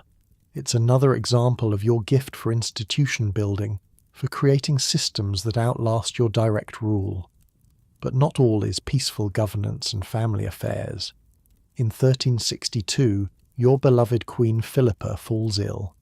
By 1368, it's clear she's dying. "Stay with me," she whispers one summer evening, her hand frail in yours. After 30 years of marriage, extraordinary for royal unions which were typically political and loveless, you've raised 13 children together and weathered countless crises. Until the end, you promise, your voice thick with emotion that you rarely display in public. She dies on August 15th, 1369, at Windsor Castle. You're at her bedside, as promised. Her last request is that you not remarry, that you be buried beside her when your time comes. Your grief is profound but private. Kings don't have the luxury of extended mourning, and as if sensing your personal weakness, your enemies choose this moment to strike. Charles V of France, son of John II, has spent the decade rebuilding French power and waiting for an opportunity to reverse the humiliations of Crécy and Poitiers. When a succession dispute arises in Castile, modern Spain, he seizes the chance to indirectly challenge English interest by backing one claimant while you support another. The French king moves against us in Spain, reports John of Gaunt, your third son, who has married into the Castilian royal family and claims the throne through his wife. Then we move against him in France, you reply. The treaty is broken. Just like that, the peace of the 1360s ends. In 1369, Charles V declares the Duchy of Aquitaine forfeit, essentially tearing up the Treaty of Bretigny. You respond by reasserting your claim to the French throne. The 100 Years' War resumes as if it had merely paused for breath. But this phase of the conflict will be different. You're older now, nearly 60, and for the first time in your life your health begins to fail. The first serious illness strikes in 1369, a mysterious ailment that leaves you weakened and occasionally confused. "My father needs rest," the Black Prince tells the council when you suffer a particularly bad episode. "The kingdom's business can wait." But of course, it can't. Medieval kingship is relentlessly demanding, an endless procession of decisions, ceremonies, and crises. There are no weekends, no vacations, no sick days. The crown weighs heaviest when the head beneath it aches. You recover enough to resume governance, but you're changed. The man who once led cavalry charges and fought hand-to-hand at Crécy now struggles sometimes to follow council debates. Your sons increasingly take on military and administrative responsibilities. the Black Prince leads a major expedition to France in 1370, but this campaign lacks the brilliance of Poitiers. The French, under Charles V, have learned the bitter lessons of previous defeats. They avoid pitched battles, withdraw before English, advances and harass supply lines, a strategy of exhaustion rather than confrontation. They won't fight, the prince complains in his letters to you. They simply melt away, then reappear once we've passed. Patience, you counsel in reply, though you know how frustrating such warfare can be. They must fight eventually, or concede the land entirely. But the French have found a third option: attrition.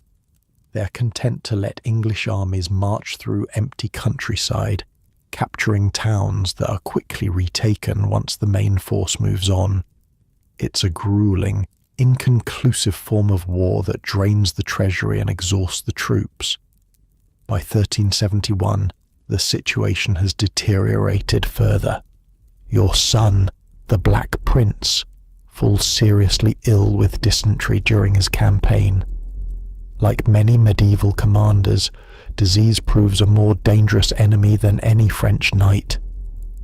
He must return to England, you tell his wife Joan, when reports of his condition reach Westminster. France can wait. His health cannot. The prince returns, but he's a shadow of the warrior who triumphed at Poitiers. Pale, thin, subject to fevers and chronic pain, he will never campaign again. England has lost its greatest military commander just when he's most needed.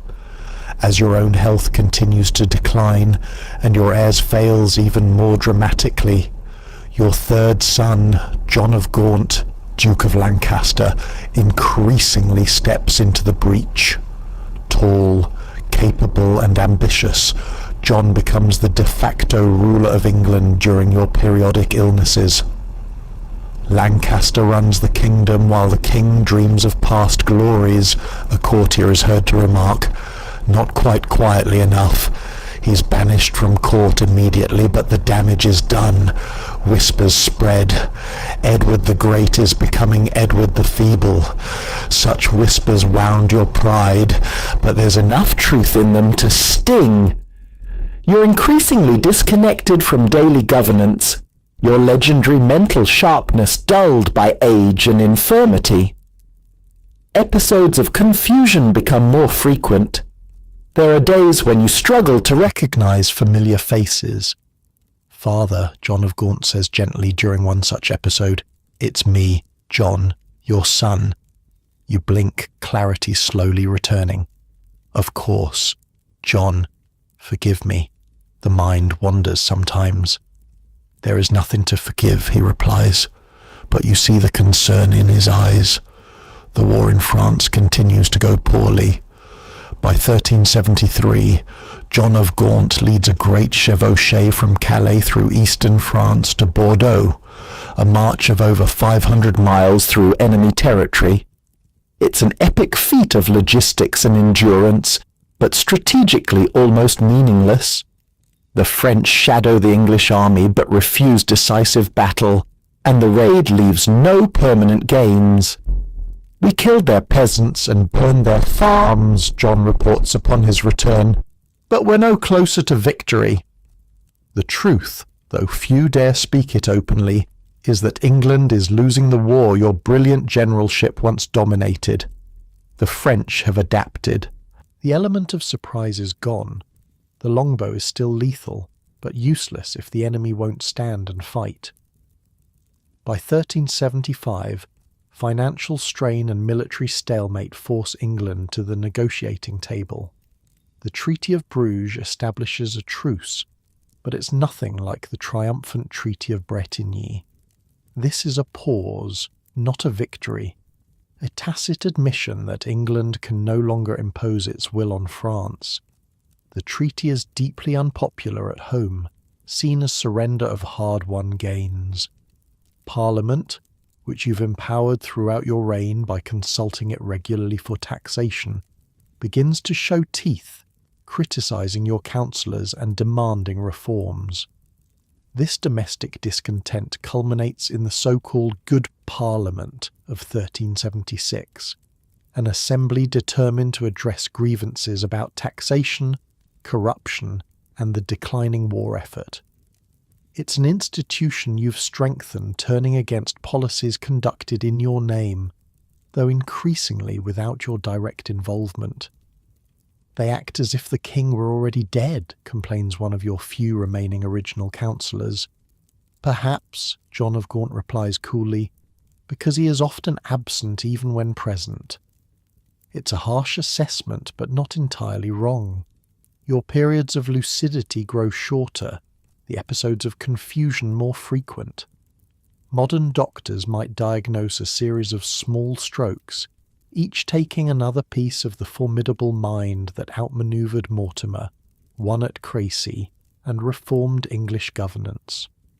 The greatest blow comes on June 8, 1376. Your eldest son and heir, Edward the Black Prince, dies at Westminster after years of illness. He's just 45, younger than you were at Crecy. England loses not just its greatest military commander, but its future king. The prince's 10-year-old son, Richard of Bordeaux, becomes the new heir to the throne. But a child king means a regency, and regencies mean power struggles. The political stability you've maintained for decades suddenly looks fragile. You're present at your son's funeral at Canterbury Cathedral, but witnesses describe you as confused, needing support to stand, apparently not fully comprehending the magnitude of the loss. The mighty Edward III, who has ruled for nearly 50 years, is fading before the kingdom's eyes. The king spoke at council today, reports a Venetian observer later that summer, but his words wandered like leaves in the wind. The Duke of Lancaster answered for him, as has become common. In September 1376, a large abscess develops, causing you intense pain and further deterioration. Though it bursts in February 1377, bringing some relief, the infection has taken a permanent toll. Your physicians exchange grave looks. The end is approaching. Spring comes, then early summer. You spend your final days at Sheen Palace near London, attended by your surviving children. John of Gaunt manages affairs of state, bringing you documents to sign when you're lucid enough to understand them. On June 21st, 1377, with summer sunlight streaming through the windows of your chamber, your breathing becomes laboured, your sons are summoned. The Archbishop brings the last rites. "My lords," you manage to whisper, a final moment of clarity breaking through the fog. "I have reigned long enough." They are your last recorded words. As evening approaches, Edward III, who transformed England from chaotic, invaded backwater to European superpower, closes his eyes for the final time. You're 64 years old. You've ruled for 50 years and 4 months, one of the longest reigns in English history. You've led armies to victory at Halidon Hill, Sleaze, and Crecy. You've reformed government, language, and law. You've created the Order of the Garter and rebuilt Windsor Castle. You've weathered the Black Death and guided England through its darkest hours. When news of your death spreads through London the following day, the city erupts in genuine grief. Bells toll across the capital. People gather in streets and churches to mourn not just a king but a national hero. England's own Arthur, returned as promised in the nation's hour of need. Your funeral procession winds through London streets lined with weeping subjects. Your face remains uncovered on the bier, allowing the people one last look at the king who defined their era. 24 knights in black carry your body, followed by your sons and the highest nobles of the realm. The chronicler Jean Froissart, who chronicled much of your reign, writes, "To witness and hear the grief of the people, Their sobs and screams and lamentations on that day would have rendered anyone's heart. You're buried at Westminster Abbey, beside your beloved Philippa as promised. The tomb is magnificent, befitting a king whose reign transformed a nation. Above it stands a gilt bronze effigy, showing you not as the confused old man of your final years, but as you were in your prime, the warrior king of Crecy, England's champion. Your 10-year-old grandson, Richard II, succeeds you as king. The challenges he'll face, including the Peasants' Revolt of 1381, might have been insurmountable even for you in your prime. But that's a story for another time. For now, as the summer of 1377 fades into autumn, England mourns its greatest medieval king, the boy puppet who became a legend, the ruler who transformed a kingdom into an empire, the man who began as Edward of Windsor and died as Edward the Great. Your legacy lives on not just in grand victories or territorial gains, but in institutions that endure for centuries: Parliament, justices of the peace, legal reforms, the wool trade, the Order of the Garter. Even as your military conquests eventually slip away, the England you forged remains, centralized, confident, with a unique identity separate from the continent. In the quiet of Westminster Abbey, as candles burn beside your tomb and monks chant prayers for your soul, the earthly remains of Edward III rest. But the nation you shaped continues, following the path you set during 50 remarkable years as England's greatest medieval king. The marble feels cool beneath your fingertips as you trace the carved outline of Edward III's tomb at Westminster Abbey. 7 centuries has passed since his death, yet his presence still dominates this sacred space. The massive stone sarcophagus, topped with his gilt bronze effigy, speaks of power even in death. Did you know, the elderly guide says, noticing your interest, that for nearly 200 years after Edward's death, English kings would still claim the throne of France? His legacy was that powerful. You nod, imagining how different Europe might look if Edward's claim had stuck permanently. The entire map redrawn, England and France united under one crown, history taking an entirely different path. But what makes a king truly great? What separates the merely competent from the legendary? What made Edward III special among the dozens of monarchs who have worn England's crown?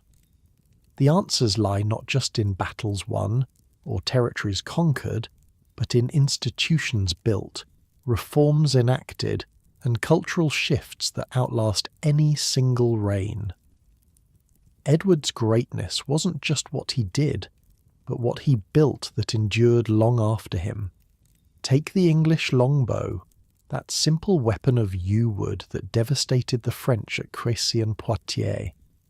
Edward didn't invent it, but he revolutionized its use, creating the first truly effective infantry-based army in medieval Europe. Before Edward, explains a military historian at the Royal Armouries, carefully handling a replica longbow, European warfare was dominated by heavily armoured knights. After him, no general could ignore the common archer. The longbow itself eventually became obsolete, replaced by firearms. But Edward's key innovation, that commoners with ranged weapons could defeat aristocrats in armour, permanently changed warfare. The democratic implications were profound, even if they weren't recognised at the time. He created what we might call the first truly national army, the historian continues. Not just nobles and their retainers, but ordinary Englishmen fighting for England, not just for their local lord. This was nation-building at its most fundamental, creating institutions that unified people across social classes around a shared identity. Edward did the same with language, law, and governance.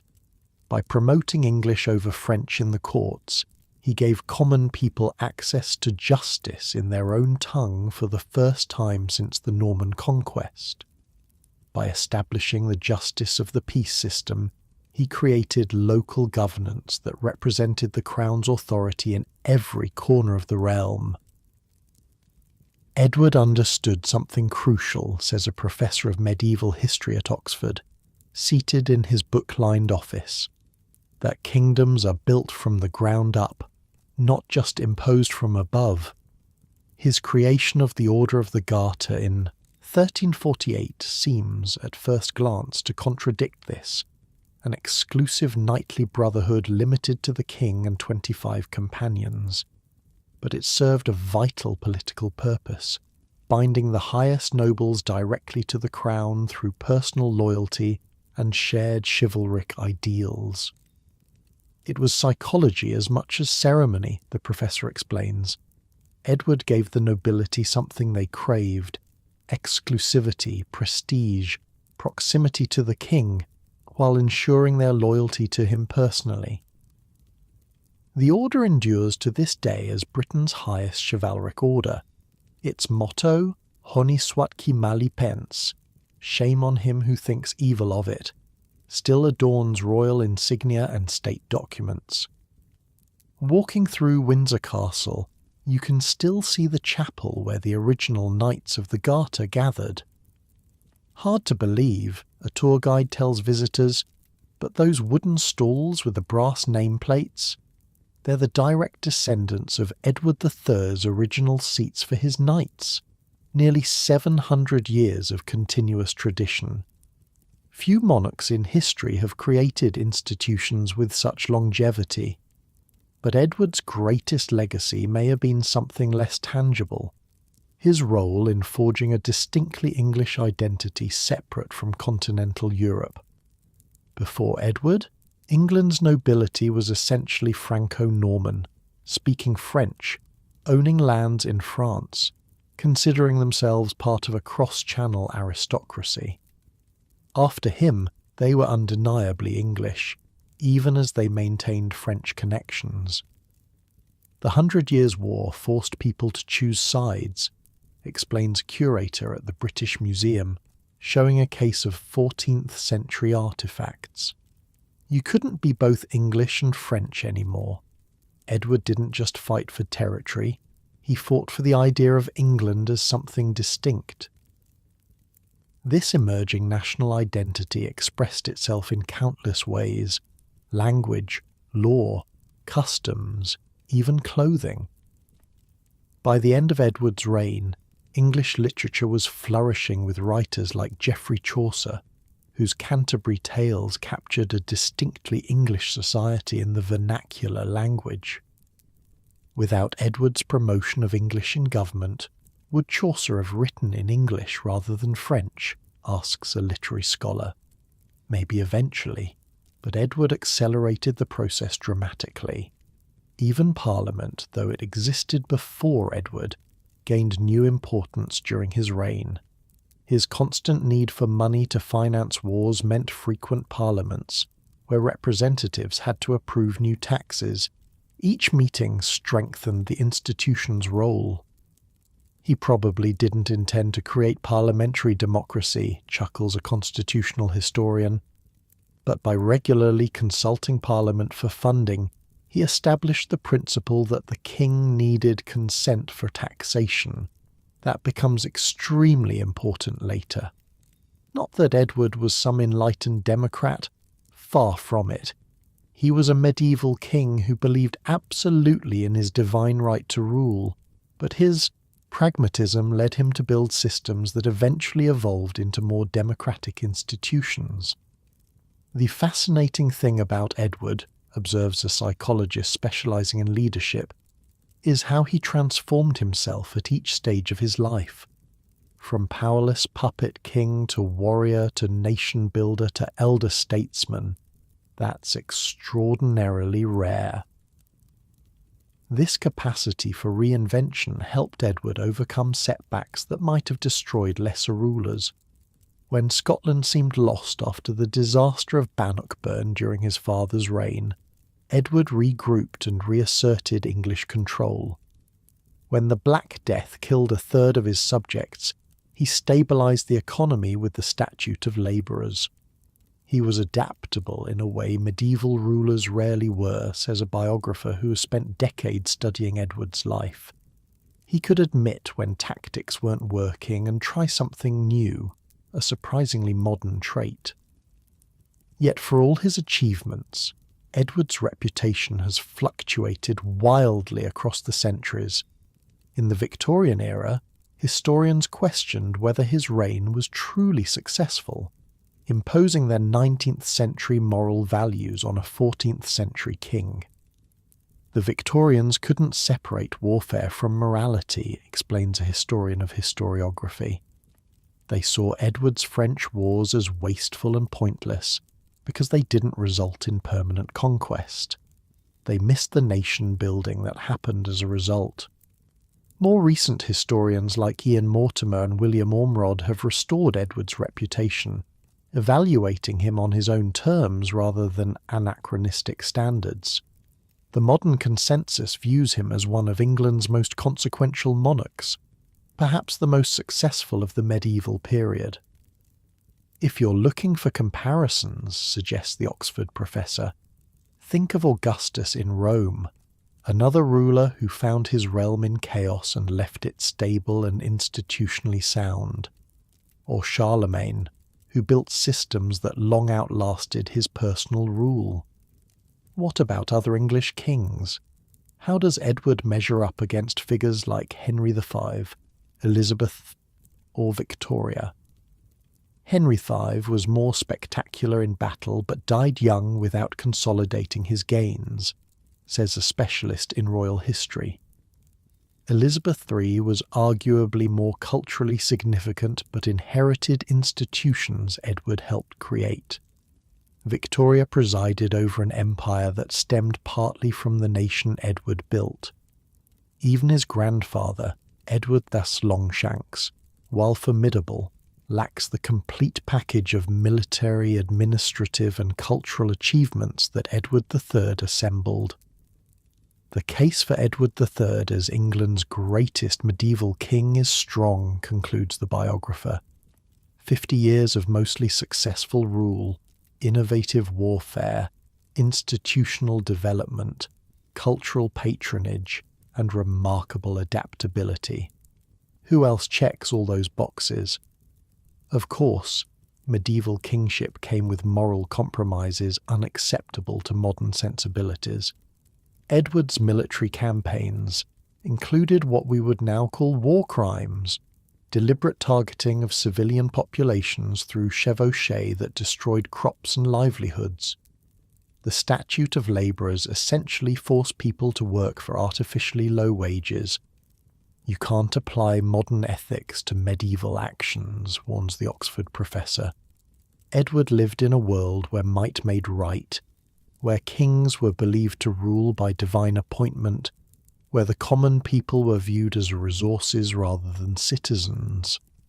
Understanding Edward III means understanding the medieval mind, a worldview where chivalry could coexist with brutality, where religious devotion didn't preclude political calculation, where family loyalty battled constantly with political necessity. He was complex, says a psychological historian. The man who ordered mass destruction in France also created beautiful architecture at Windsor. The king who imprisoned his own mother also remained devoted to his wife Philippa for decades, in an era when royal marriages were rarely love matches. This complexity makes Edward more interesting, not less. His contradictions humanize him across the centuries. We can imagine the teenager plotting against Mortimer, the young king leading charges at Halidon Hill, the grieving father at the Black Prince's funeral. I've studied him for 30 years, admits the biographer, and he still surprises me. Just when you think you understand Edward, you find another layer. Perhaps his most remarkable achievement was maintaining internal stability throughout his long reign.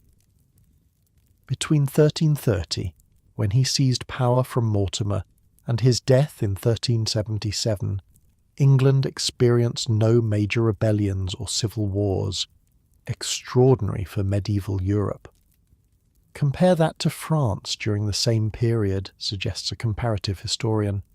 Multiple rebellions, the Jacquerie peasant revolt, noble factions constantly fighting each other.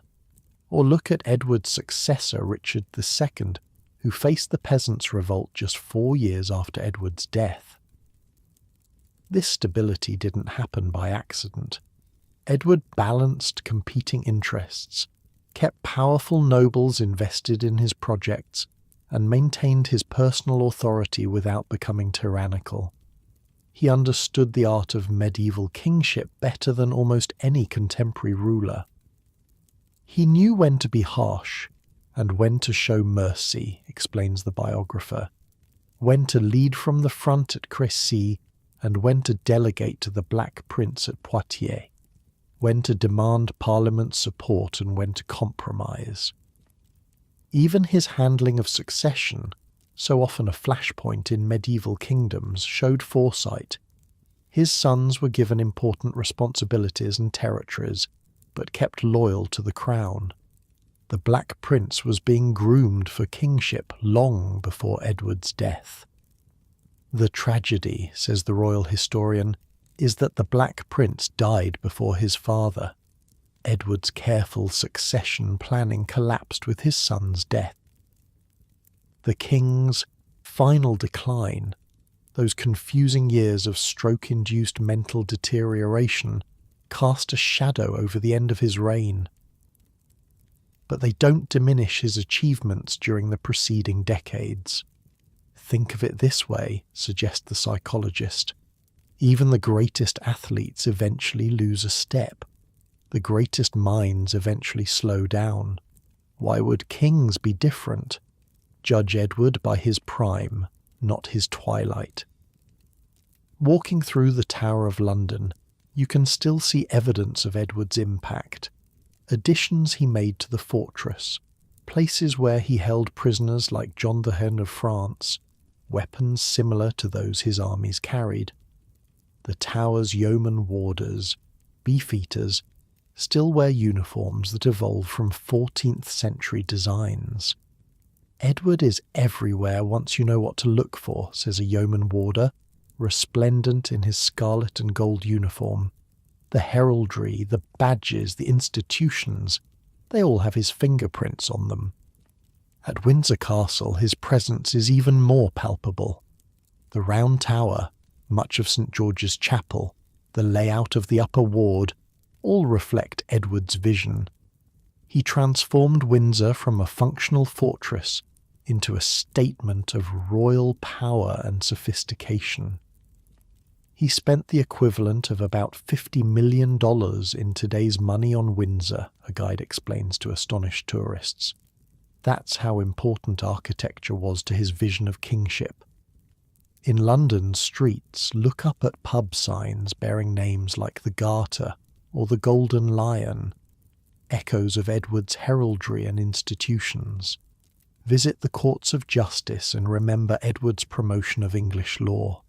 Hear Big Ben chime and recall that Edward installed one of the first public clocks in England at Westminster. He's woven into the fabric of Britain, observes a cultural historian. Most people don't realise how many aspects of British identity trace back to his reign. Even the modern relationship between Britain and Europe has echoes of Edward's time. His claim to the French throne represented one vision of Britain's European role, directly involved in continental affairs, asserting British interests abroad. The alternative vision, Britain as a separate island nation with its own distinct identity, also emerged during his reign. 700 years later, and we're still debating the same fundamental question, notes a political scientist. What is Britain's relationship to Europe? Edward would recognise the arguments on both sides. As the sun sets over Westminster Abbey, casting long shadows across Edward's tomb, it's worth pondering not just what he achieved, but how.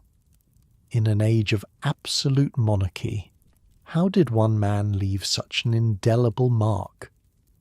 Leadership, says the psychology professor simply, true leadership isn't just about power, it's about vision, adaptability, and building something larger than yourself. Edward had all three. From a 14-year-old puppet to England's greatest medieval king, the transformation seems almost mythical. Yet the evidence of Edward's impact surrounds us, tangible in stone and parchment, in language and law, in institutions that still function today. If you want to see Edward III's monument, the elderly guide at Westminster says, quoting Christopher Wren's famous epitaph, "Look around you." Not just at his tomb, magnificent though it is, but at England itself, a nation whose identity, governance, and place in the world were profoundly shaped by 50 remarkable years under Edward III. Night has fallen over London. The Thames flows dark and silent past the Houses of Parliament, structures that wouldn't exist without Edward III's elevation of that institution. Big Ben strikes the hour, its sound carrying across a city whose foundations were shaped by a king who died over 640 years ago. What's the true measure of greatness? Is it conquest, wealth, cultural flourishing, or perhaps longevity, the ability to create something that outlasts yourself?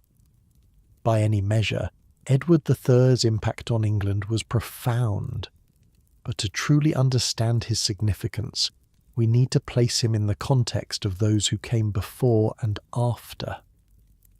Think about the flow of English history, suggests a professor emeritus of medieval studies, his office walls lined with books accumulated over a 50-year career. Before Edward, England was still essentially a Norman-French kingdom grafted onto Anglo-Saxon roots. After him, it was unmistakably English. The professor leans forward in his chair, hands animated as he speaks. William the Conqueror established Norman rule. Henry II created a workable legal system.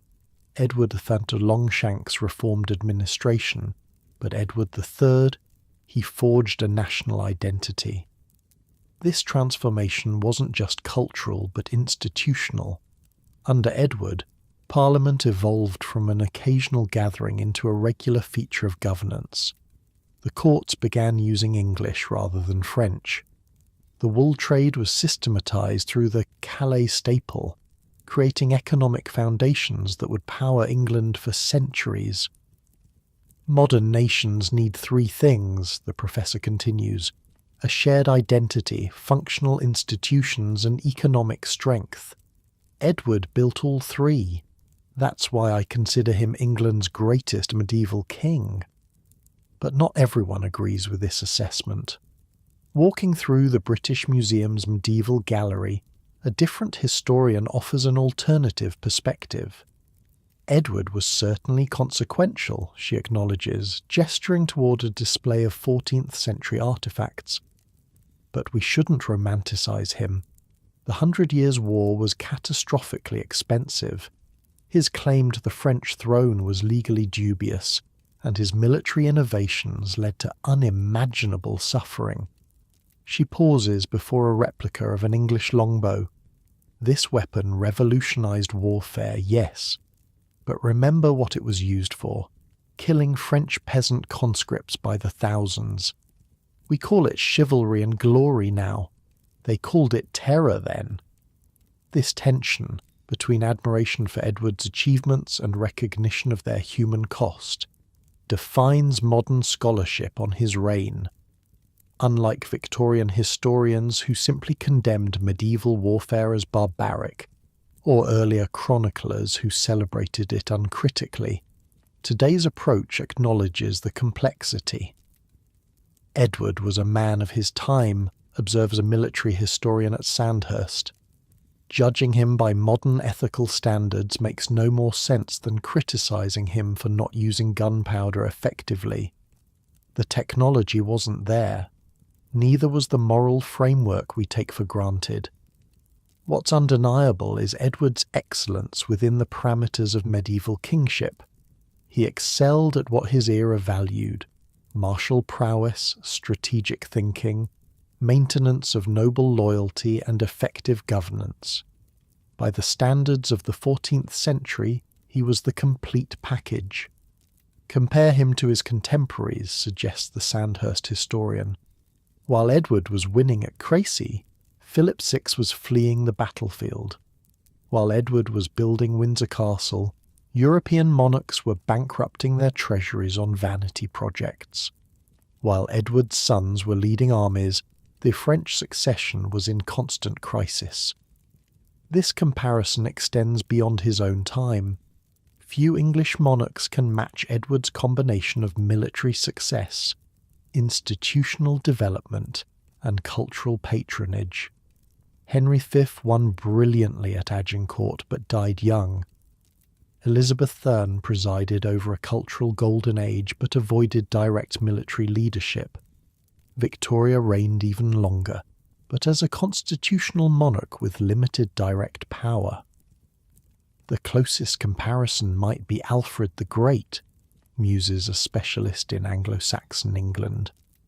Both found their kingdoms in crisis. Both built institutions that outlasted them. Both emphasized English identity and language.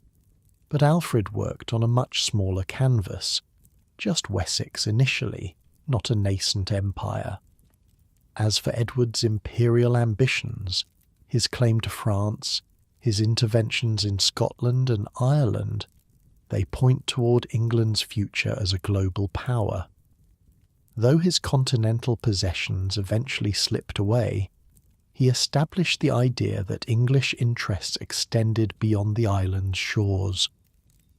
The British Empire begins conceptually with Edward III, argues an imperial historian controversially. Not in structure, but in mindset. The belief that English power and interest should project outward, that England should be a European and eventually global player rather than an insular kingdom. This legacy is double-edged in the modern world, where imperial history generates heated debate. But what's clear is that Edward's vision of England was expansive rather than isolationist, an orientation that would define British history for centuries. Here's the thing about truly consequential historical figures, says a philosopher of history over coffee at the British Library. They don't just change their own time. They change how future generations think, often in ways they couldn't possibly have anticipated. He gestures to the library around him, where researchers quietly examine documents spanning millennia. Edward couldn't have known that his promotion of English would eventually produce Shakespeare, or that his parliamentary consultations would evolve into democratic governance, or that his Statute of Labourers would create legal precedents still studied by law students today. But they did.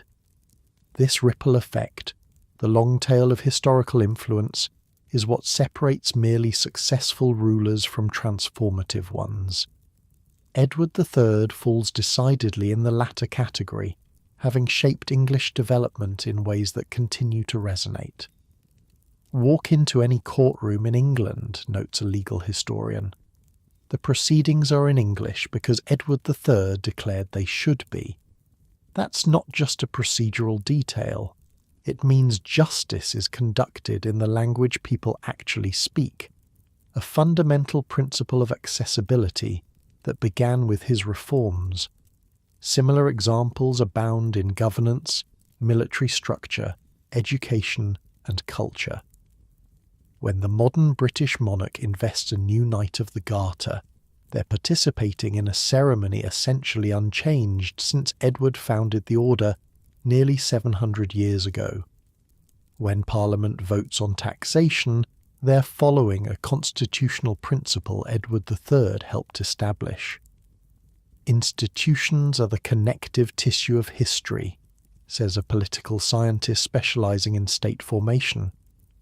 Long after personalities fade and specific events are forgotten, institutions continue shaping behaviour and outcomes. Edward III was an institution builder par excellence. This gift for creating durable systems partly explains why Edward succeeded where others failed. Medieval kingship was inherently personalised.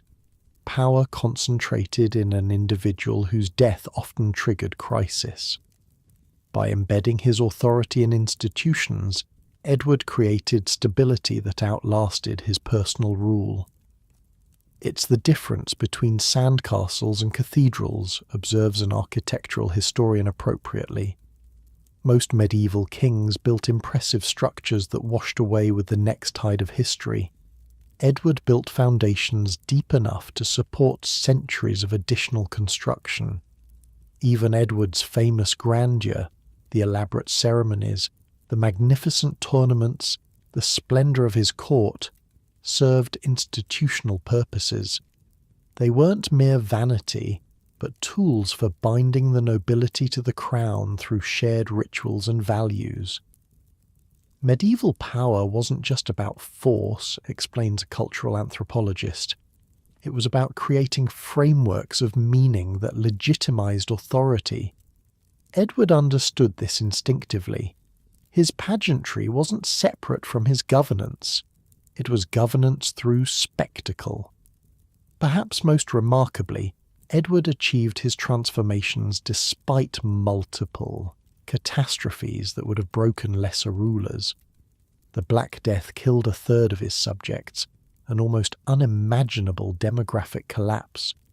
The economic consequences were severe, with labour shortages threatening to unravel the feudal system. Crisis reveals character, notes a disaster historian. Edward's response to the plague, pragmatic, systematic, focused on stability, tells us more about his kingship than any victory celebration. His Statute of Labourers, though harsh by modern standards, prevented economic meltdown at a critical moment. By controlling wages and fixing prices, it maintained social order during a period when the entire medieval system might have collapsed. It's like emergency powers during wartime, suggests an economic historian. Not ideal in normal circumstances, but potentially necessary in extremis. Without the statute, England might have faced complete breakdown, mass migration, abandoned villages, food system collapse. This capacity to navigate between ideal and practical, between aspiration and reality, defined Edward's approach to kingship. He was a medieval ruler who understood the art of the possible. That's why he succeeded where his father failed so catastrophically, explains a psychologist who studies leadership. Edward III pursued personal gratification regardless of political cost. Edward III aligned his actions with political necessity, even when it meant personal sacrifice. The contrast between father and son couldn't be starker. Edward II's reign ended in forced abdication, imprisonment, and probable murder. Edward III's concluded with national mourning for a king widely regarded as England's greatest. Imagine the psychological impact, the leadership psychologist continues. Growing up watching your father's disastrous rule, seeing the consequences of poor kingship firsthand. Edward III essentially developed a perfect counterexample to follow. Whatever his father did, do the opposite. This early education in failure may explain Edward's remarkable maturity even as a young king. When he seized power from Mortimer at 18, he already demonstrated judgment beyond his years. By 21, at Halidon Hill, he was reshaping warfare. By 33 at Crecy, he had established himself as Europe's premier military leader. He was decades ahead of his contemporaries, observes a developmental psychologist. While other young nobles were still playing at knights, Edward was reinventing what knighthood meant through the Order of the Garter. This blend of traditional values with innovative application characterized Edward's entire approach. He embraced chivalric ideals but deployed them through new institutions. He maintained feudal hierarchies but created novel roles within them, like the expanded justice of the peace system. Edward was conservative and revolutionary simultaneously, suggests a political theorist. He preserved the best elements of existing systems while reforming their inefficiencies. That's incredibly difficult to balance. Most rulers either change too little or too much. This talent for calibrated transformation explains why Edward's changes proved so durable. Rather than imposing entirely new systems that might trigger resistance, he evolved existing institutions in ways that seemed natural extensions. It's like he understood institutional path dependency centuries before it was theorized, notes a sociologist. He recognized that successful reform works with historical gravity, not against it. Small adjustments compound over time into major changes. Consider Parliament. Edward didn't invent it. Assemblies of nobles had advised English kings for generations. But by consulting Parliament regularly for taxation, he established precedents that gradually transformed it from occasional advisory body to essential governing institution. He created habits that became customs, customs that became traditions, traditions that became laws, explains a constitutional historian. That's how lasting change happens, not through proclamation but through practiced repetition, until new patterns seem inevitable. Even Edward's military innovations followed this pattern. The longbow existed before him, but he systematized its use, trained archers nationally, and integrated them into battle tactics alongside dismounted men-at-arms. These incremental improvements compounded into the revolutionary victories at Crécy and Poitiers. Evolution, not revolution, summarizes a military strategist. Edward didn't discard traditional elements like heavily armored knights. He repositioned them within new systems that maximize their effectiveness while minimizing their vulnerabilities. This adaptive approach served Edward throughout his long reign. When tactics that worked against Scotland proved ineffective in France, he adjusted. When the Black Death devastated England's population, he created new economic frameworks. When political opposition emerged late in his reign, he negotiated rather than crushed. Adaptability is the supreme survival trait, observes an evolutionary biologist with an interest in history. Edward exemplified it at a societal level, constantly recalibrating governance to match changing conditions while maintaining core stability. Had the Black Prince survived his father, Edward's achievements might have been even more securely established. The heir had already proven himself militarily and administratively.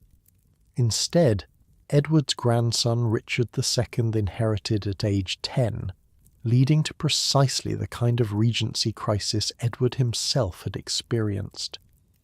The greatest irony, suggests a specialist in royal succession, is that Edward's reign began and ended with a child king, first himself, then his grandson. The difference is that Edward overcame his disadvantaged start through extraordinary talent. Richard couldn't match his grandfather's gifts and eventually lost his throne. Richard's deposition in 1399 triggered decades of instability, ultimately culminating in the Wars of the Roses. Yet even this upheaval demonstrates Edward III's impact, as most combatants were his descendants through different lines, fighting over the kingdom he had made worth fighting for. Edward created a crown worth having, notes a specialist in royal authority. Before him, the monarchy was fragile, as his father discovered.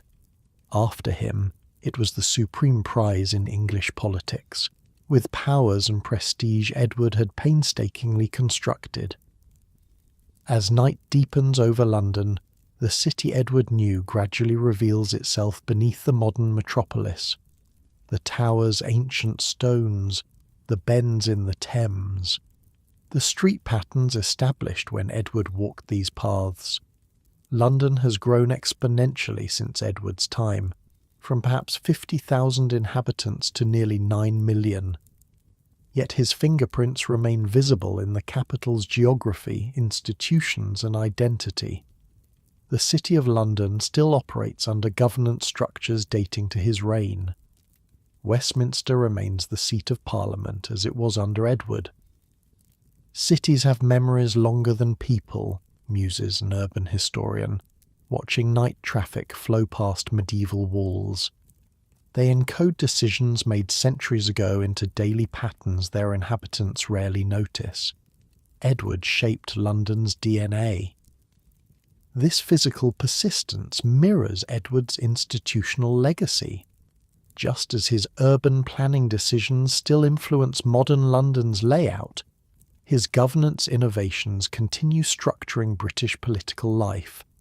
The monarchy, parliament, courts, local government, all bear imprints of Edward's shaping hand. If England were a palimpsest, suggests a literary scholar, referencing the practice of writing over partially erased earlier text, Edward's reign would be the layer that shows through most clearly beneath the modern writing, not because it was last, but because it was written so deeply. This depth, the fundamental nature of Edward's impact, distinguishes him from kings who achieved more superficially spectacular but less lasting accomplishments.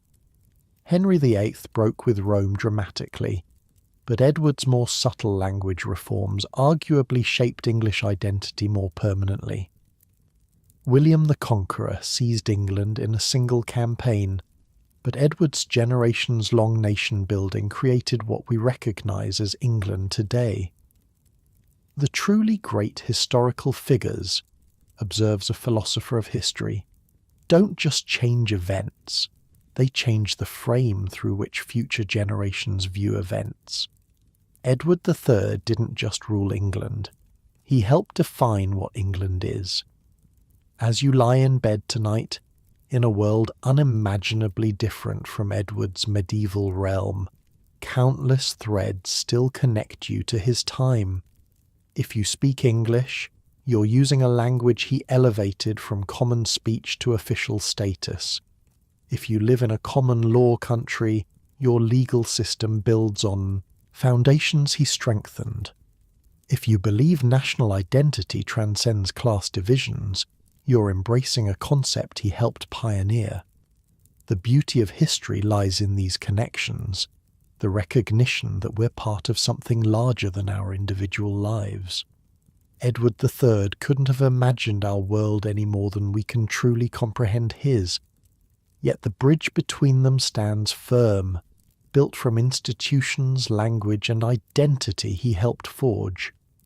History isn't just about what happened, concludes the elderly guide at Westminster Abbey, standing beside Edward's tomb as the last visitors depart for the evening.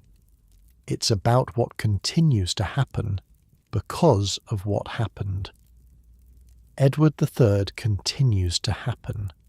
His England continues to evolve, and as you drift towards sleep, perhaps you'll dream of a 14-year-old boy who seized a kingdom from his mother's lover, transformed himself from puppet to legend, and became, by any reasonable measure, England's greatest medieval king.